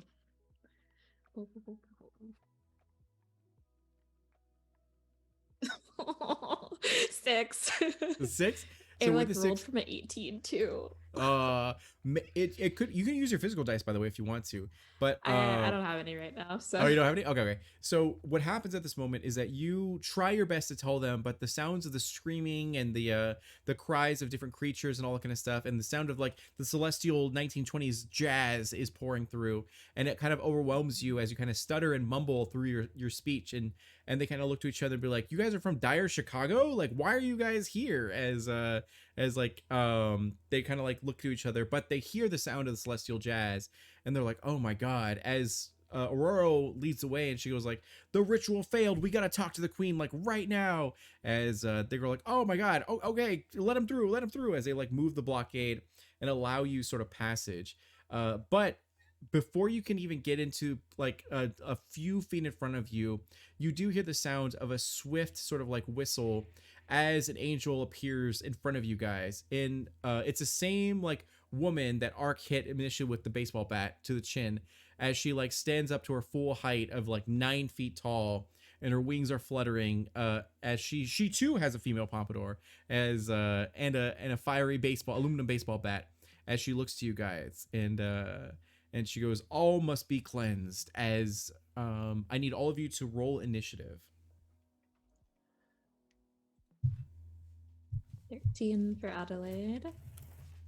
19. All right, Adelaide gets 13, and then Eli gets 19, Yes, sir. and then Chala. What? 1 second.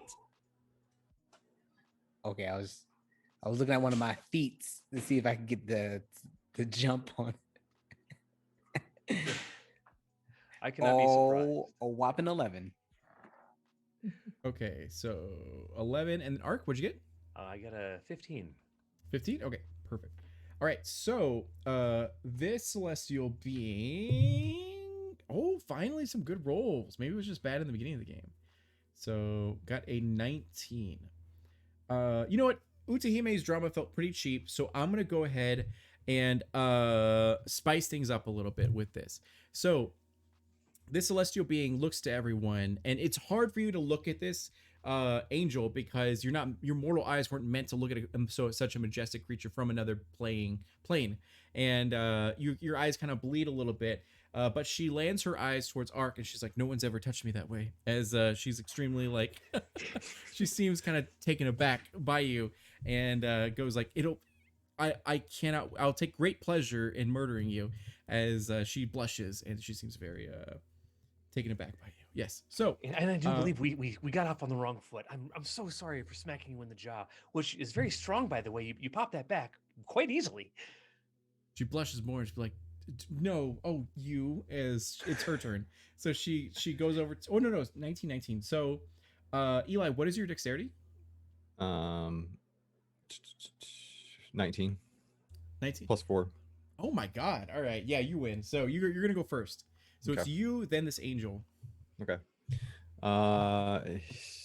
Eli will look at her and say, like, "I'm loving the girl boss energy, but like, is there only one barber here?" And then I'm gonna fire a shot. Yes, in fact, there is only one barber, and it's Pompadours. Okay. Just kidding. Okay. That's a whole lot. 26 to hit. Yes, you do hit. Okay. Oh, that's terrible. 5 damage. And I'm Okay. going to run backwards. And then as I'm going backwards, though, I will cast Sanctuary again on. Actually, I'll do it on Ark as I'm running back. So I'll cast Sanctuary on Ark. Okay. So what is if what? Yeah, go for it. basically if she goes to attack him, she has to roll a Wisdom save, and if she fails it, then she has to attack somebody else. Okay, perfect. As okay, so anything else for you? That's it. So you cast Sanctuary on Chala as you do some Naruto like sort of hand signals, and then the ground beneath him glows. And Yeah, then I'm doing it on Ark, by the way. Ark, sorry. Ark. Are you doing an Ark? Ark, Perfect. yeah, That's good. yeah, Because she's approaching Ark. So Yeah. the angel comes over to you, and she is very beautiful and everything. And she goes, and she has a very sultry voice. She goes, "My name's Cinnamon." And then so as you she approaches you and very shyly, meekly takes her giant flaming baseball bat and swings it to you with all of her might in a flirty way. Our magical hits with a weapon deals an extra 48 radiant damage. Well, we'll consider that. Okay, so so she is gonna try to approach Ark. So she has to make a Wisdom saving throw. Is that right? I'm sorry, what was that? And what is a Wisdom saving throw? Oh, sorry. It's 15. 15. Okay, she got a 4, so she failed. What happens?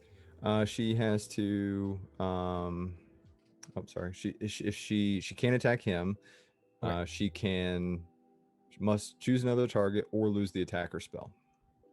Okay, must choose another target. She will lose the attacker spell. She gets even more seduced by the fact that she cannot strike Ark and be like, oh my god, a man of mysteries. As it then becomes Ark's turn. You said your name was Cinnamon. You must be quite spicy. That was a nice swing, by the way. So I'll be just gonna hold my action here and just ask you, how do we? I know myself as a lawman and Adelaide as a law person as well. We choose to do the right thing and be on the right side and helping people. Is there any way that we can assist you? Obviously, there's a lot of sin. And you want to cleanse the world of it. I get that, but is there any way to maybe give us a second chance?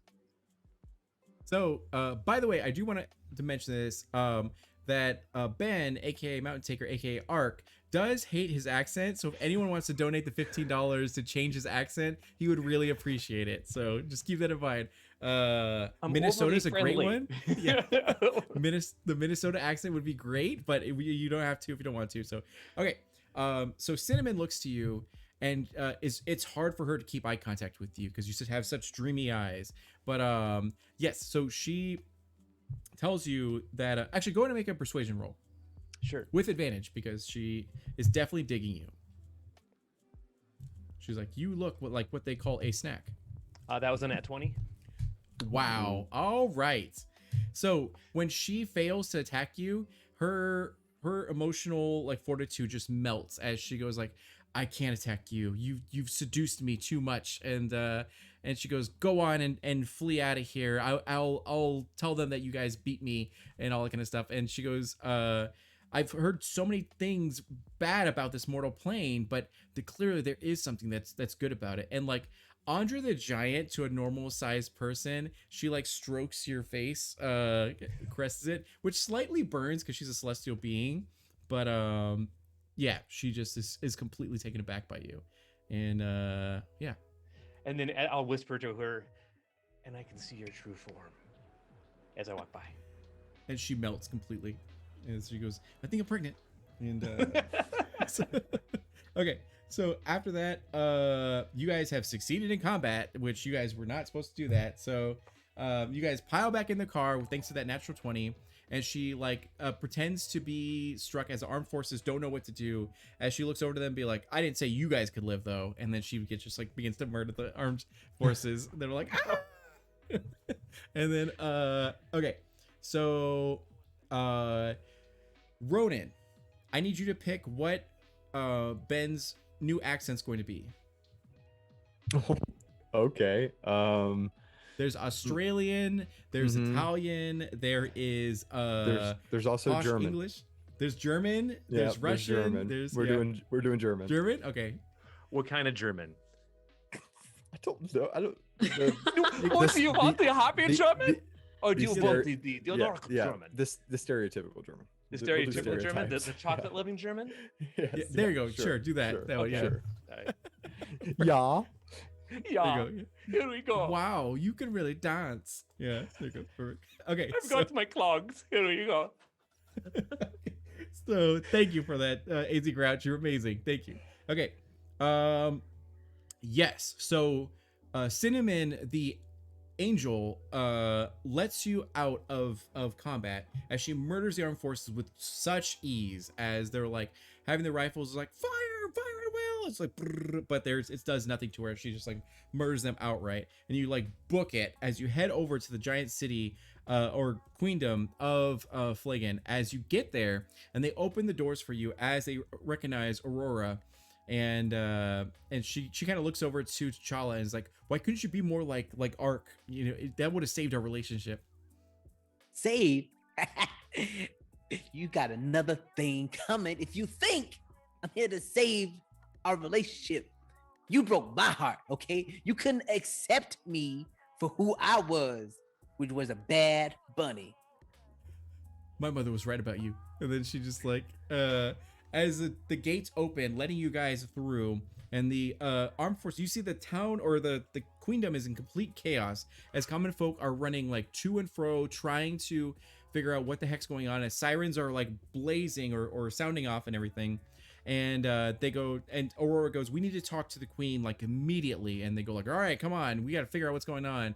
As you see, like the Flagon military is going to defend the walls, while all the comic folk are going to like deeper into the city to try to take refuge and all that.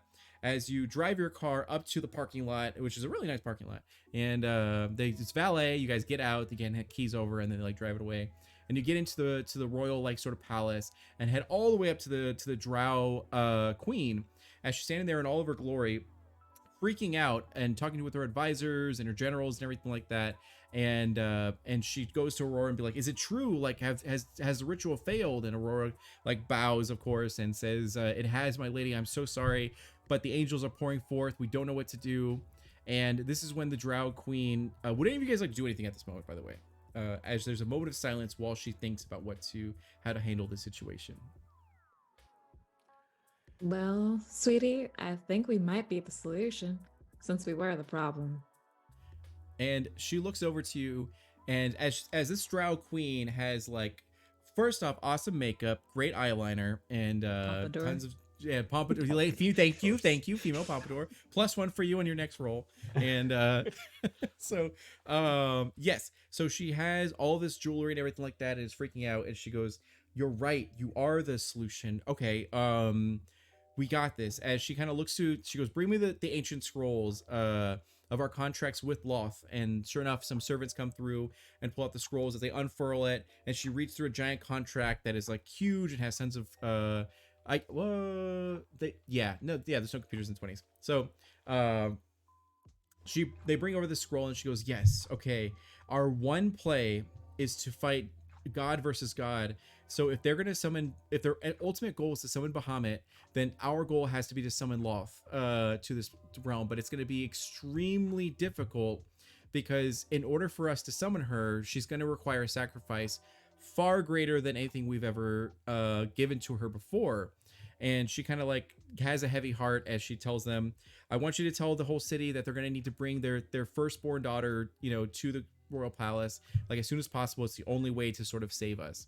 As she tells, and her servants like spread out to relay the message to everyone. And she turns to you guys and goes like, I need you guys and a small group of our armed forces to defend us while we do this ritual, because it's the only thing that could save our people potentially.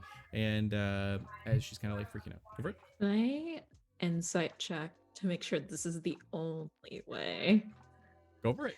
Okay. I mean, like, Yeah. normally I'm all like, yes, queen, but this seems a bit extreme. That's an 18 for insight. 18 for insight. You do recognize she's extremely stressed, but she seems very genuine about all this. This whole situation and plan, as the entire time giving you guys some ambiance. Every so often you feel the entire area like quake and shake under the might of whatever's approaching. As you look in the distance, you can clearly see searing light pour out from everywhere as it's slowly creeping closer and closer, with various tiny little figures and beings flying over. And the armed forces of Flagon all the way at the front of the city, because you're kind of like in the back of the city now in the royal palace. There's various, like, they're called like arcane amplifiers, but they're essentially like anti-air guns, as they like pour magic into them and it like tries to shoot down the angels, but everything's under siege right now.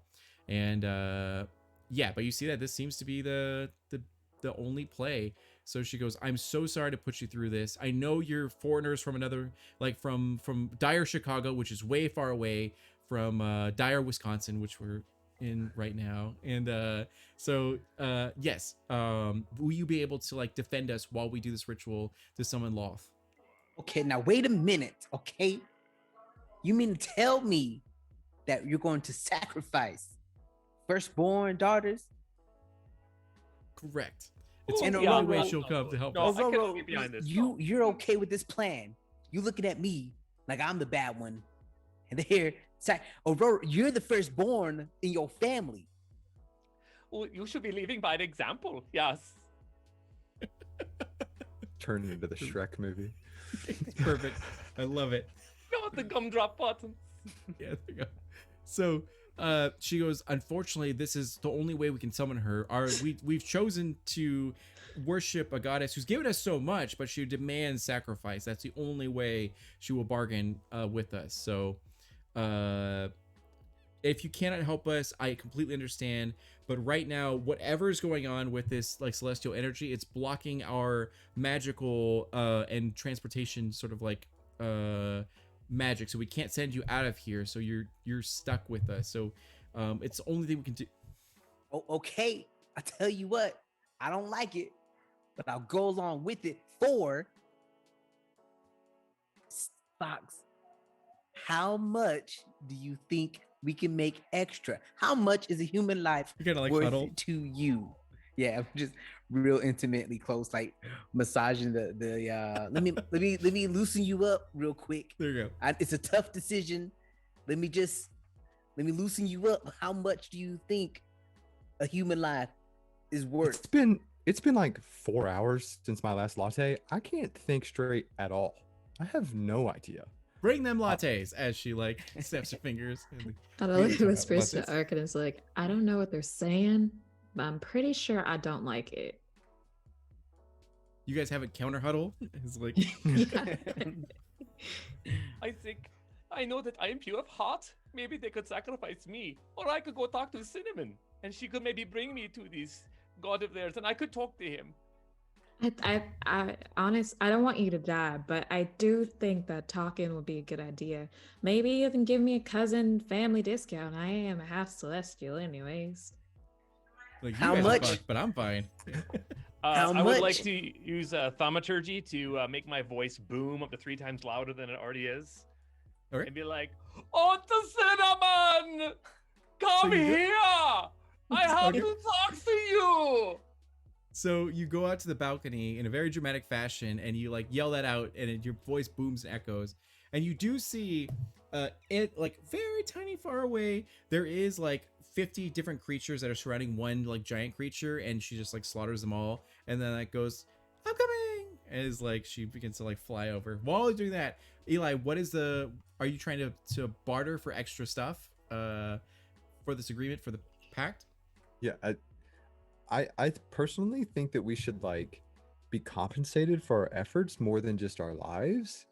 And I think that we should at least get, and he's like looking over at Child, quadruple what we made during the robbery, which would have been about, I don't know, it's 1920, $1 million. $30? Yeah. 30 cents in a Twizzler, I think is what we heard. Okay. So what happens is she kind of overhears you and goes like, done. Most of us are going to die in this conflict anyways, but if it's to save the world, then it must be done. We Dire Wisconsins know our place and know that we need to do this in order to save The only thing that I really want to die here is that hairstyle. I'm sorry, Boo. It's just not happening. It's the standard of the times, all right? And she goes, bring out some of the royal like treasury, that way we can give to these brave souls and adventurers who are going to guard us while we do this ritual. And sure enough, they bring out a bunch of stuff. And all right, Oscar has become a god. Great. And okay, perfect. So AZ Grouch, thank you so much for the $100. That's awesome. We really, really appreciate you so much. And So awesome. I will see what we have so far for stats, but you have become a god for Homies Helping Homies. So there's now the god of AZ Grouch, the new celestial. Okay, perfect. So they bring out their treasury as there's tiaras, crowns, magical enchanted items, and everything like that. If you want something practical, I can probably grab a couple cards if you want to. But yes, so we'll pause that. Adelaide and Ark, are you guys out in the balcony trying to summon Cinnamon? Yes, I'm gonna be the that's what I ultimate. am. I want to be the ultimate like type person, wing woman for art. Wing woman? Just Yeah. like, yes, you got a romancer. You got a Tell her about your credit score. It's like, credit score. You own property. You're a good man. Good heart. Make a fine peach cobbler. What else? What else could she want in a man? and she shyly like comes over as she like has a bit of her hair and kind of like twirls it in her hands as she goes like, did you call me? As she Oh, sheepishly Cinnamon, at 9 it's so feet good. tall. Yeah. Right. It's so good to see you. We have a problem here, and I'm hoping you can help us out. So we really think you're very nice and welcome to have a good time. But you are killing everyone, which is not very nice. And so I was just wondering if you could maybe take me to your leader, and he could take my life to save everyone else's, if that's be fine with you. She Novella like yeah, as she kind of like freaks out, and she goes, you're too precious for this world, as she kneels down, and she's like, her bat is covered in blood, and same with her as well. And she goes, you can't like sacrifice yourself. You're the best thing about this world. I've only been here for like 40 minutes, but like you're clearly the best thing. And she goes, but if you truly want to talk with Bahamut himself, I can grant you an audience, but your mortal form won't last for very long in his immense presence. But I can make it happen if you'd like. Would you like to do it? Ark looks around. Yeah, let's do this. Have As your I- dungeon master, there might be a chance you'll fail and you'll have no impact at all. Are you sure you want to proceed? Your checkpoint's here. You've saved your game. What would you like to do? If I go with, can I assist as a half celestial wing woman? You look at her and be like, "Oh, hey cousin. Hey Adelaide, how's it going? I didn't even see you there." As you definitely realize Cinnamon is your cousin. Yeah. Oh, well, oh my goodness. Okay, so my boy Ark here is like you said, the sweetest cinnamon roll you could ever possibly just conjure up in your mind. So if he wants to meet the head honcho, I know he's gonna do a great job with it, and I should go to. It's been a while. I haven't been to many family reunions. I think it'll be good. Perfect. So she goes, "All right. Well, if you guys think that's the best thing to do, then I suppose that I'll head you over there." And she goes, "I'm sorry, but I'm gonna need you to ride on my back." As she like sheepishly like bends down, and you do see her. She's pretty much like She-Hulk, as she has like tons of muscles, like a power lifter. She's super buff and beefy. Do you get on her back? Yes. As I will crawl Wholeheartedly. up there. Perfect. It's very easy because her muscles are like, ridges, like you're mountain climbing and everything. So you guys both get on there, and then the Drow Queen, whose name is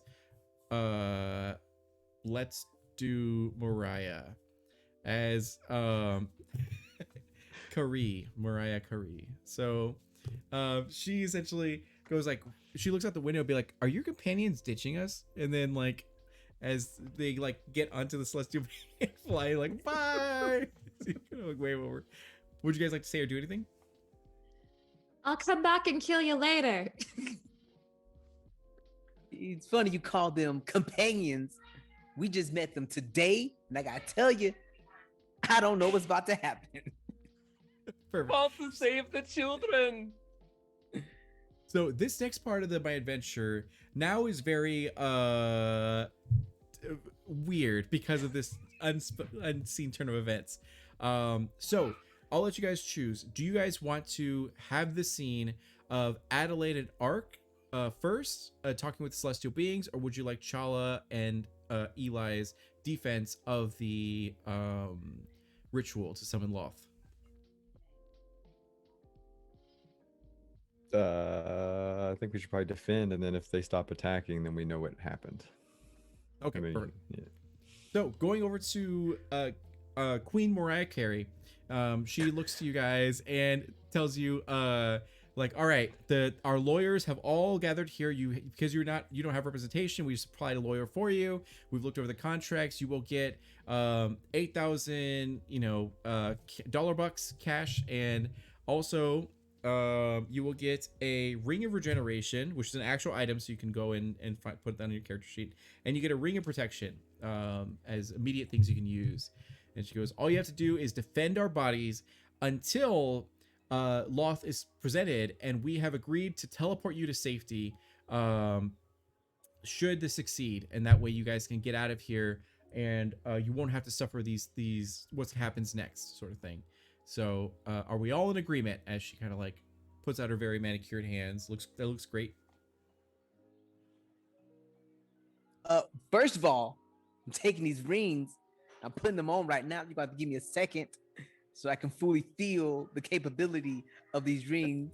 Are these real? You like fight on it. Okay. You said so ring of regeneration and ring of protection. Protection. Yeah. So there's only like one of them. So you can either give two to someone, or you can take one of one of them. Already had the ring of protection, so you can have that. I'll do it. Okay, that's fine. Okay.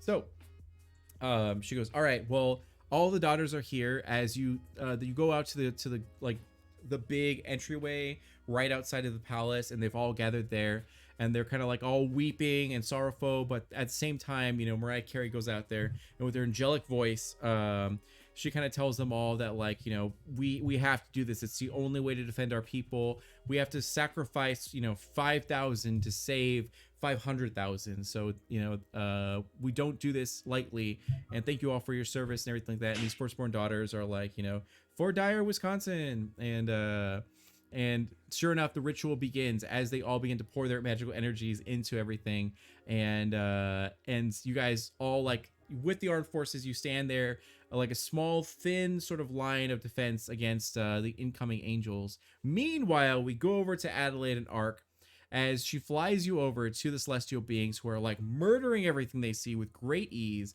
And all the angels kind of stop as they see Cinnamon carrying two mortal beings. And they arrive to a giant Bahamut who looks like Idris Elba, by the way.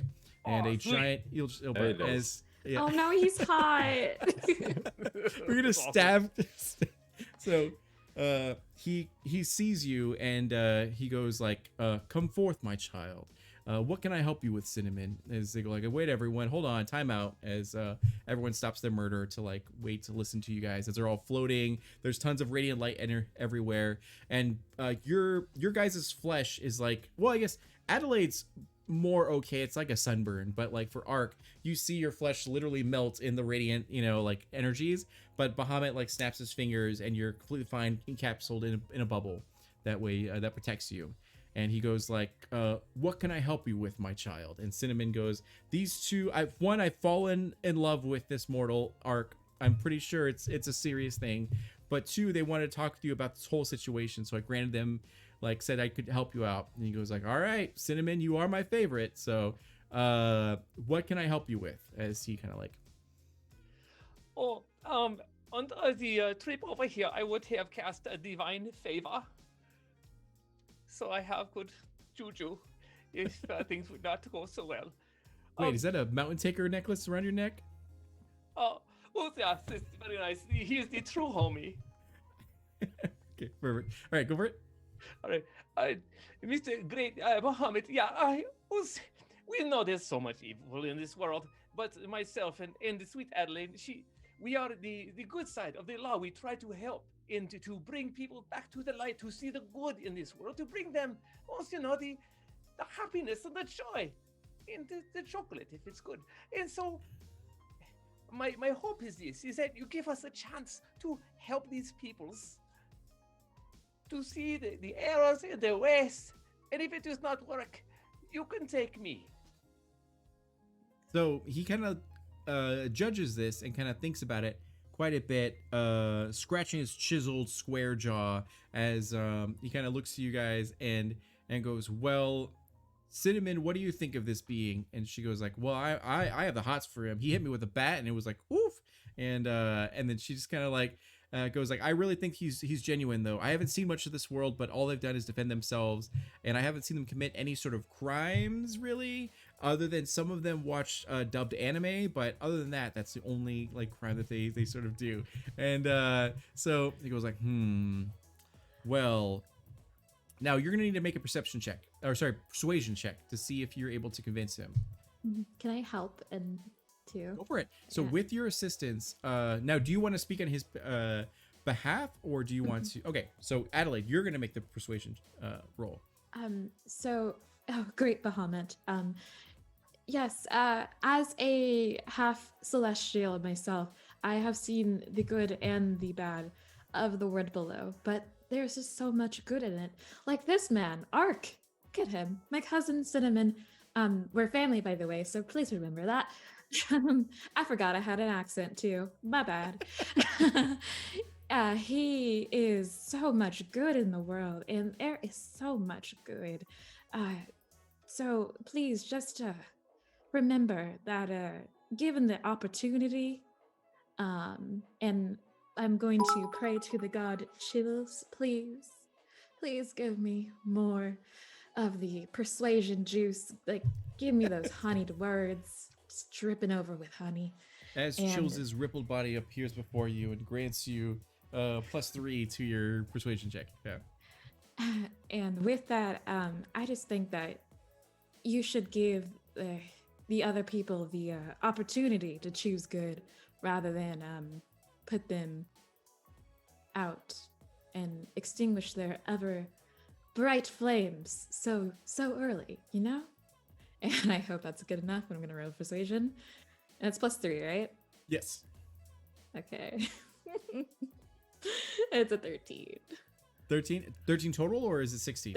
13 total. 13 total? Okay. So with the 13 total, he kind of judges and looks and he goes, "There's a lot of blood on you. Murder's one of those sins." And he kind of thinks about it and goes, well, maybe I can like judge and kind of like talk with them. So maybe we'll go for like a parlay to kind of get this thing sorted while I do a proper assessment, because it has been a number of years. It's been like 1,000 years since I have seen this world and everything that's happened. So maybe things have changed. It's been a blink of the eye for me, but for you guys, I know it takes a while. So he goes, "All right, we'll go over and see what's going on. Everyone stop fighting and let me go and talk with them." As you guys, while doing the ritual, you see a giant like naked Idris Ilba like move forward towards you. That apparently is Bahamut, as all the angels are approaching, and they look very menacing and all that. So I'm gonna need you guys to do an insight check to see if they're looking hostile or what.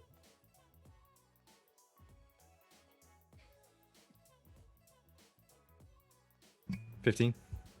Okay, 15, and then Chala. 7. Okay, perfect. And if your passive insight is higher, then just go with your passive insight. Oh, Oh, yeah. 17. 17. Okay, so with the 17, 12. you do notice that something has changed for sure. You see definitely that you absolutely remember the tiny little silhouette of Ark. And you do notice that, like, you know, he is talking with, you know, blah blah blah, and then like, all right, blah blah blah, and then they're like slowly approaching now as so the armed forces though are kind of freaking out as they're like, all right, everyone, get the cannons ready, get the giant spiders ready, and like they're ready to like, you know, launch everything at these celestial beings. Would you like to say or do anything to try to stop them?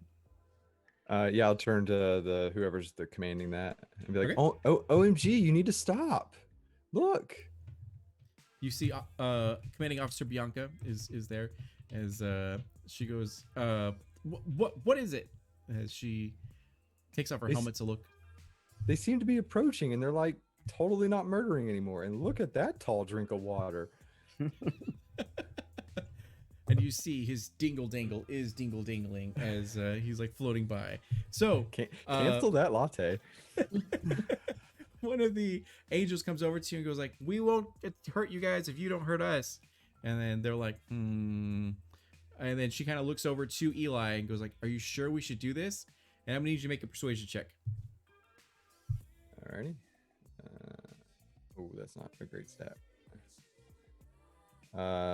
18, but I'm gonna add my +2 to make it a dirty 20. Okay, so perfect. So you do convince her. She goes, "All right, everyone stand down. We'll see what's going on." As the ritual is already beginning, so you look behind you and you see like 5,000 firstborn daughters and the queen herself, like channeling all this energy into this ritual as purple light is beginning to swirl around them and everything. They haven't like died yet or anything, but they're still just like in the wings, sort of waiting for all that. And sure enough, you do see on that sexy angel named Cinnamon is Ark and Adelaide. It's kind of like that float down, and Bahamut kind of comes in and like kneels down to everyone and goes, "I have been told that there is some good left in you guys, so I will judge all of you by the past sins that you've done." And kind of looks and then immediately sees Adelaide and Eli and goes like, "Oh wait, hold on, there's something weird here." As she like as he picks up with a tiny little hand Adelaide and puts her down near Eli. Be like, "You guys have beef, don't you?" Is kind of like kneels down. No beef, just like a little bit of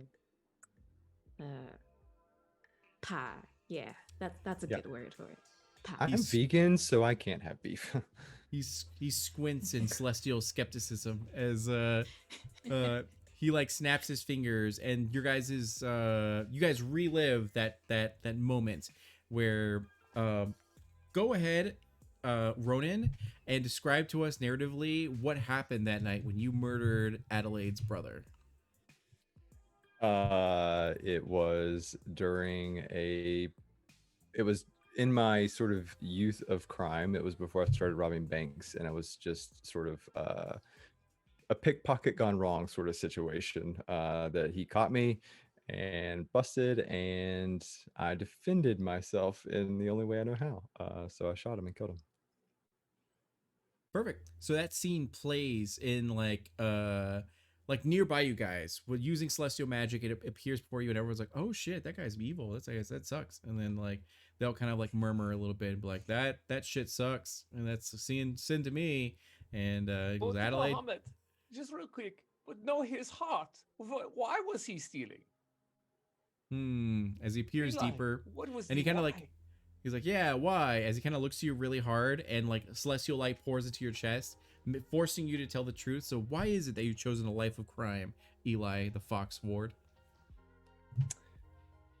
Well, like, okay, so I had a nice upbringing, and my dad was a doctor, and he used to sort of work for the mob, and they ended up killing him, and that left me and my sister on my own, and I like totally had to take care of her for the longest time, and I just did what I had to do, and that path just sort of continued, and I regret it, but you know, things happen. I'm sorry.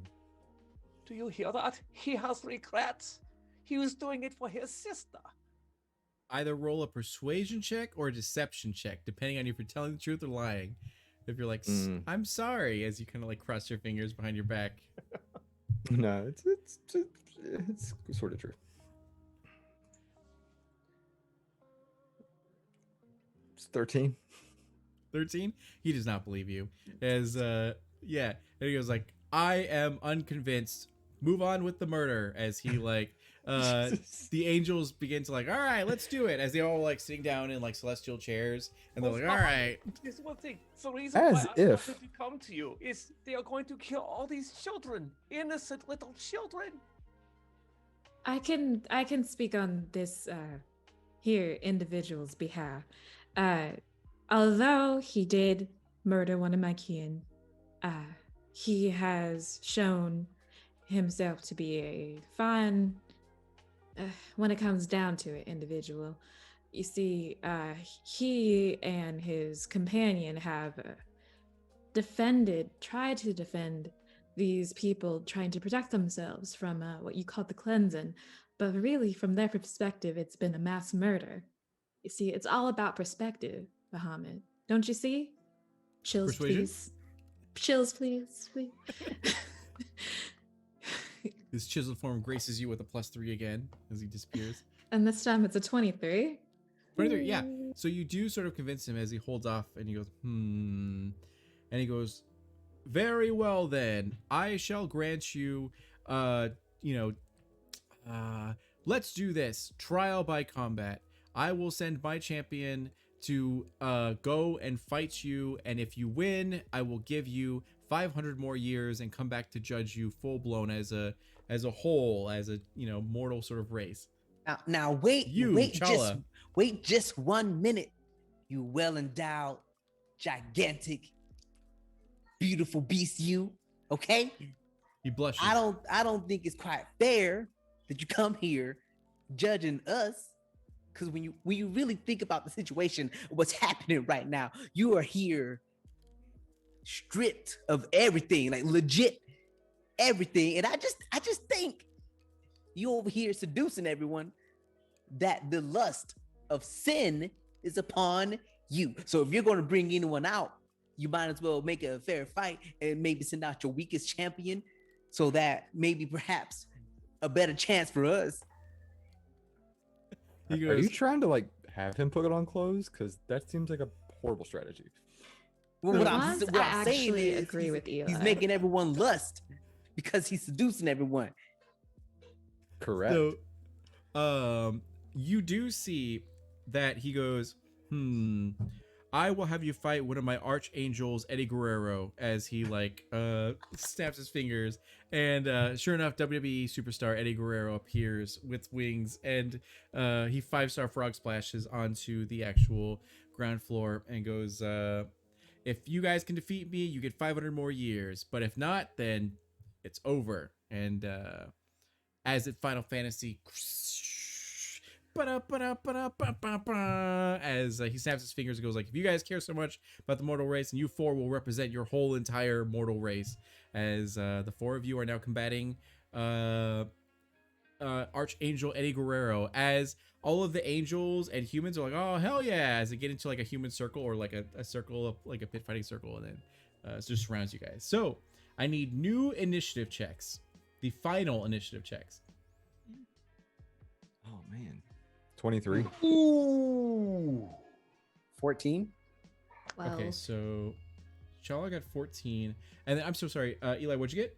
23. 23. Arc? 29. Wow. At 20 plus 9. Adelaide? 12. Well, okay. And then Eddie Guerrero got a 2. So, Oh. what would Eddie Guerrero be? Let's see. Ooh, that's like really tough. We'll go with this one. So we'll go with this one. Okay. So if you guys, he's a plantar. Is all right. A large celestial lawful good being. And okay, first one up is going to be Ark. As you see this, 8 feet tall Eddie Guerrero standing in front of you. Oh, hello, Eddie. I really don't want to do this. I pull out my horn of Valhalla and blow that thing, as we are going to have 3d4 plus 3 spirits from Valhalla appear 60 feet right behind me. Uh-huh. And that is 11. 11 to AC. No, 11 berserker. Oh, 11 ain't okay. Yeah. Oh Okay, my you got it. gosh. Yeah. So I have 11 spirits from Valhalla come up right behind me, and they have the statistics of berserkers. Like, hey, is that cheating? I'm like, no, I'll allow it. And like, It's a lumberjack match. there you go. And they all go on my initiative. So that is my action. Perfect. Okay, so after you, it's gonna go ahead and go to Eli. Okay. I will sort of scoot myself to the back of the row that we're sort of formed, I guess, and then I'll just touch my chest and cast protection from good and evil. Okay. Perfect. Basically just has disadvantage on everything against me. Okay, so that's good. Anything else for you? Yeah, I'll do bonus action sanctuary again on Chala. Okay. And then after that, it's gonna go over to Arc, Eli, and then Chala. Is he holding? Is he armed weapons wise? Eddie Guerrero is so superior. He doesn't. Oh, you know what? He has a steel chair. Yeah. It's fair. It's the Attitude Era. There you go. In which case, I'm shooting that celestial pistol I picked up, Okay. and but I'm also gonna use disarming shot as Okay. part of my feat. Perfect. Go ahead and roll it. How does the 17 feel? It hits right on the money. That is 13, and with that disarming shot, that's we make a firearm against the creature. You expend 1 grit point on a hit. Creature takes damage and must succeed a strength saving throw of 16. Strength throw 16. He got an 8 plus 7, which will get him 15. So yeah, he fails. All right, then that item is dropped, and the object is pushed 10 feet away from the creature. Okay. He has his celestial steel chair ready to like strike at you guys, and you shoot it out of his hand as he goes like, he just looks to you and goes, "Smooth, I like it." And after that, it's gonna go to. Oh, anything else for you? You have 2 attacks, right? Oh, I do. Thank you for letting me know and reminding me. Another pistol coming in. Pew pew. Here comes With the another power one. of friendship and that gun they found, exactly. Super. How does a Hey. 20 sound? Natural 20? No, not Okay, that. Just- Dirty 20? Okay, yeah, you do it. There you go. Yep, hits. And then I'm gonna do 11 plus the 1 from way back when, so making that a 12. 12, okay. So 12 damage. So that's perfect. And then after that, it's gonna go over to Adelaide. You are there. Eddie Guerrero's there. What would you like to do? Yeah, I'm going to. Well, the first one's gonna be like, "Come on, cousin. Why can't you just like let us win this time? Like, come on. It's like family kickball all over Sorry, again." Adelaide, you're my favorite cousin, but this is how it goes. Well, I'm sorry about this, and I'm going to do attempt to throw a chromatic orb. Okay. And that is a nat 20. Wow, nice job. Okay.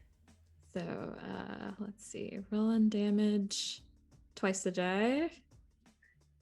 Ooh. Okay. It's a lot of die. Okay. That would be a lot of these are ones. That would be 28 fire Oh my damage. god. Okay. And I'm gonna use action surge to try and do it again. Okay, perfect. And that one is a 22 to hit. Yeah, that hits. And then this I one's just thought a, this was just gonna be normal. a hard fight, but This is gonna just be a normal one. Okay. And that is 22 fire. any damage? Yeah. Alright. Nope, you're totally fine. And I used my sorcery points to gain a 3rd level spell slot. Okay. And then after that, it's gonna go to Eddie Guerrero as he then now approaches. We'll go to Adelaide. He will go approach Adelaide. He goes like, お前はもう死んでいる。 "Oh God." Okay. So he is going to. He has multi attack. He does not have his actual celestial steel chair, so he's gonna use his celestial hands and throw them, and with a natural 20. All right, cool. I'm down with that. So I just That got is- no yield. so that is going to be we're gonna reduce that damage because he doesn't have his chair, but it's still double damage because it's natural. Oh my god. All right. So all right. Ark is also going to use his reaction protective field over Adeline. So subtract. Let me roll for this. Good that you're doing that because it was a lot of damage. Yeah, 6 points of damage. Okay, you take 24 points of damage. Oh, As he, what type of damage? it is radiant. 12. Okay, that's Because I good. resist it. Perfect. Oh, bless. Bless that I'm blessed. So he throws hands at you and like sucker punches you into the face, and then a 6 plus it'll be 10, so 16 versus AC. Yes, that hits. That hits. All right, and then that will be 9. So that's 14 damage. Okay, so then we're gonna round it down to a 7. Yes, that's Three, right. three. It was radiant. Okay. Yep. Oh, that hurt. As it's like anime speed, as it's like before in like in a blink of an eye, and then it's gonna go over to Ark. All right, so I'm going to run at him with my mind blade or mind bat. Okay. And take a swing at him. First one is a 10 to hit. Does not hit. No, you need a 17 or higher. All right. Woof woof on both of those. And it's a bonus action. War Priest. And let's try one more time to hit him. That hits 21. Perfect. And that'll be 9 plus 8, which is 17, plus the psionic, because I'm going to put a little more punch behind it. So that's 10. So that's going to be 27 points of damage. Wow. All right. And now the 11 berserkers get to go. Okay. Well then. All right. So go ahead and tell me what that happens. All right. So with the Horn of Valhalla, we're using the stats of a berserker, and so they're all going to run at him. And I don't know what the stats of the berserkers are. Let me go and check really quick. Let me see. All right. So thankfully, at least in this regard, I'm a good DM. So let me go ahead and put berserker.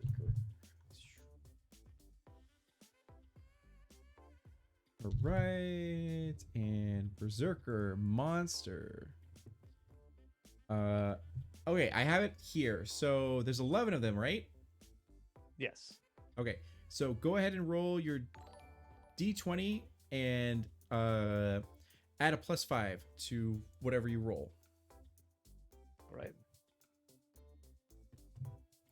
That will be a 14. 14 does not hit.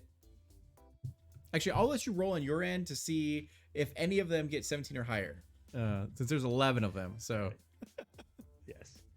okay. All right, And I will do this. AZ Grouch did give 10 points of healing to Adelaide. So you went from 4 to 14. Good job. Thank you so much.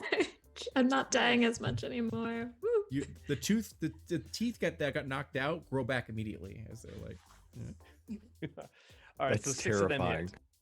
6 of them hit. All right, go ahead. So let me go ahead and get the damage for that. Doo-doo-doo. So it'll be you know what? I'm gonna make it easy, and I'm gonna use the average that they have here because it's a 1d12 plus 3, or it's just an average of 9. So I'm just gonna do 9 times 6, which is going to be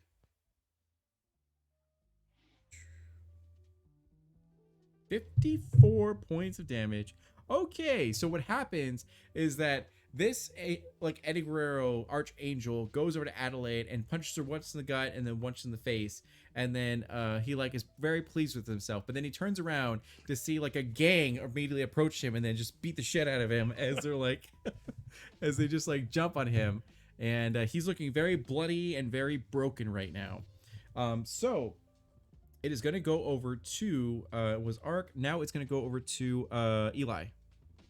All right, I will. I'll just take my shot. But I'm gonna dump 2 grip points into a violent shot. Which if I hit, I get 2 extra damage dice. Okay.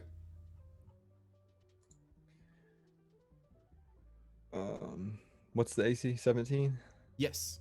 All right, that misses, but I'm gonna use a luck point to re-roll it. Go for it.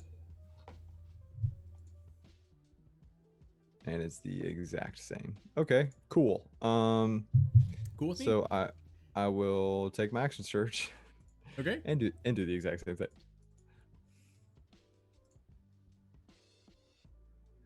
That's worse. I'll use a luck point again. Okay. You're like, one of these has to hit. It's Yeah.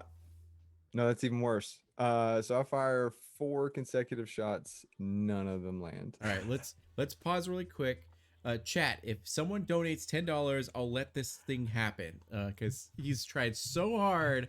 We'll give it like a minute to see it. But for right now, make sure to follow everyone on their social media channels. They're amazing in every single way. Thank you guys again for being here. We really appreciate you guys. And I hope you guys are having fun with this like crazy, insane adventure. And yeah, so it's like, let me put in the little things really quick. And then if no one does it, that's totally cool. People have donated a lot of money tonight, so I really appreciate it. Oops, that's the wrong one. Option. Imagine during this lull, Adelaide's like, yeah, that's what you get. I know, right? Yes, sure. It's like, I got homies. Yep. there we go. That's yeah, homies. They might be My bandits and you might homies have killed have my brother, homies. but yeah, exactly. All right, we will continue then. If someone does it, then we'll go back to you, Ronan, and then have you do it. So, Sounds good. it's gonna go over to Chala.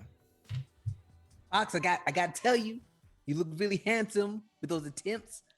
Don't think it went to waste. All right, I noticed. I see you. Physically you miss, but emotionally you hit them. It's 50% of the battle, really. And then I'm going to also do another celestial pistol shot. But this time I'm utilizing another grit to do the dazing shot. And we'll get to that if this bad boy hits. So And- here comes the pistol. By the grace of Ashley, thank you so much. End Zone. She did donate $10, so Eli, you will be able to do your and AZ Grouch. All right, well, Oh, okay, Nice. perfect. So Eli, you will be able to go do your thing. So first we'll do Chala. oh, all right. Sure. Oh, nat 20 plus the 10, that's 30. Yeah, that hits. Yeah, that definitely hits. Then here comes some damage. That's 22 damage. Okay. And that dazing shot is I spend 1 more grit point. On a hit, the creature takes damage and must make a con save of 16 or suffer the consequences. Got a 3. You succeed.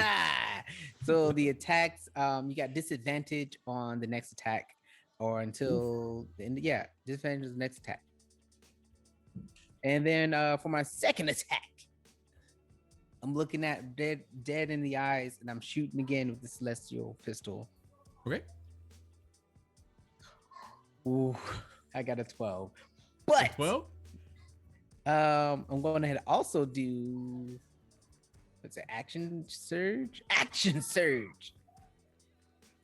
Utilize that to also do another celestial. Bring it. How's a 16 sit? Is 1 under. Do you still have that 1 extra +1? I do not. I used it. All right, so we'll then use AZ Grouch's $10 to allow this attack to happen. Because Ashley gave $10, for Eli to succeed, so you will succeed. Yeah. So go ahead. 7. 7 damage. And then I'm gonna move next to Eli or the Fox and I go, tap butt, try it again. Okay, now Eli, with that booty tap, you feel a surge of confidence as you aim, fire, and hit. So go ahead and roll damage. I already did. That was 27 damage. Oh my god, he's on his last leg. He's barely hanging on. Anything else for you? That Oh was no, it. that was it. That was Yeah, that was it. And Yep. So now it is Adelaide. After he punched you twice, your homies jumped on him and beat him up everywhere. He's lost teeth. His fingers are broken. He looks very, very down and out. What would you like to do? I'm gonna say that I'm really sorry, and please don't. I'm real sorry, and please don't hold this against me, Bahamut, my dude, my G, my homie. It's all Uh, good. and attempt a witch bolt Okay. at him, and that is a 25 to hit. Yes, you absolutely hit. And don't even tell me anything else. Or sorry, do tell me something else. How do you want to kill Eddie Guerrero again? I'm just going to be very gentle, grab his head, and zzz. Okay, perfect. So you this archangel, and then you see him like his spasm and freak out, and then he just kind of like smoke comes out of his ears as he falls over and then is defeated. As all the mortals are like, yeah, especially the 5,000 firstborn daughters are like, oh, we don't have to sacrifice ourselves. Woo! Thank Loth, as they're as Bahamut's like, all right, I see that. Very well then, we shall go back for 500 years, but in 500 years we will come to judge you. So do the right thing. As they're like, all right, guys, let's go to Popeyes. As they all like, head out and like, yeah, and they all flee. So all the Bye, drow. Cinnamon. Oh, Cinnamon Get stays. some She black was like- and tenders for me, please. she goes to Fries, Cajun fries. yeah, there you go. She goes to Bahamut, is like, Bahamut, I love this mortal. Can I please stay with him? And she's like, very well, you will become an Azamar and live the rest of your life, as a mortal. And then she Amar. as Zamar. Yeah, exactly. So she's like, pew, pew, pew, pew, and becomes instead of 9 feet tall, she's Ronin size, 6'4". And then yeah, so now she's there. And so the drow celebrate with a huge celebration, feast, and everything like that, as the finest Dyer, Wisconsin food any of you could imagine, as you all like celebrate your victory. And yeah, so you guys succeeded. Good job. It was supposed to be just a bank heist and a shootout, and now it became a battle between angels and celestial demons, or celestial angels. So thank you guys again The cheese curds are so good. for being here. We Yeah. really appreciate you guys. So what we're gonna do now is we're gonna go ahead and have everyone introduce themselves for one last time, and also provide an epilogue for your character as to what you think your character would do after this all happened. The contract is null and void, but they still give you some pity crowns, and like you still get some money. So instead of the 5,000 or 8,000, you do get the 2,000 and a free trip home, and you're praised in the lands of Dyer, Wisconsin forever. So starting with Ronin. Hey, I'm Ronan Fox. You can find me at Ronan Fox on all socials, Twitter, Instagram, and TikTok new. And then as far as the primary way you can support me and find me is on Twitch, which is still at Ronan Fox. So yeah, go there and help me out there. As far as the my character, I think what would happen is we would probably run off into the sunset, me and Chala. And I can't say that we wouldn't rob another bank, but here's to hoping, I guess. It's your thing. Yeah. there Yeah. you go. Perfect. And then going over to Royal. I would say, hello everyone again. Is the Royal again across all social media. It is Royalty Know Why. I'll drop links over in the chat. And yeah, I would say about the same. T'Challa. Actually, T'Challa, the T is silent. Again, that's his full name. He would probably go off into the sunset as well, but with more of heavier thoughts on his head, given that the situation between almost dying and seeing an ex-lover. So internally, A love triangle. yeah, it's a love Oh. triangle. That handsome heroic nature kind of sits heavy on him now. The possibilities of what could be happening between this triangle here, or maybe a square, because apparently Aurora is falling in love with another woman. Oh, That's that okay. woman's dead. She got Oh, burned is she? alive. Oh Yeah, no.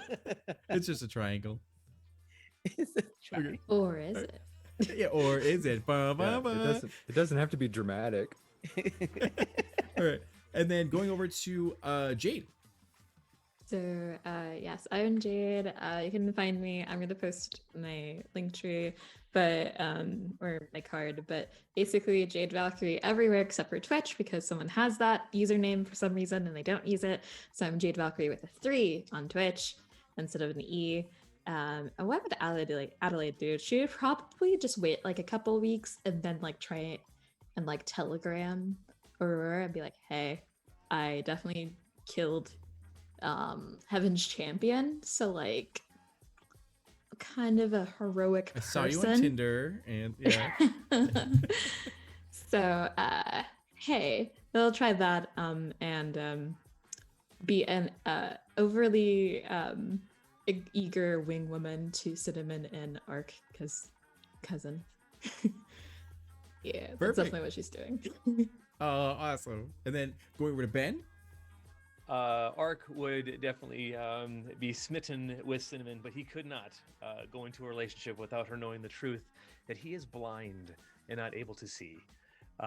So he'd be like, I'm not going to use the German accent, but he'd be like, okay, I'll do it. Yeah, so Cinnamon, yes, I am blind.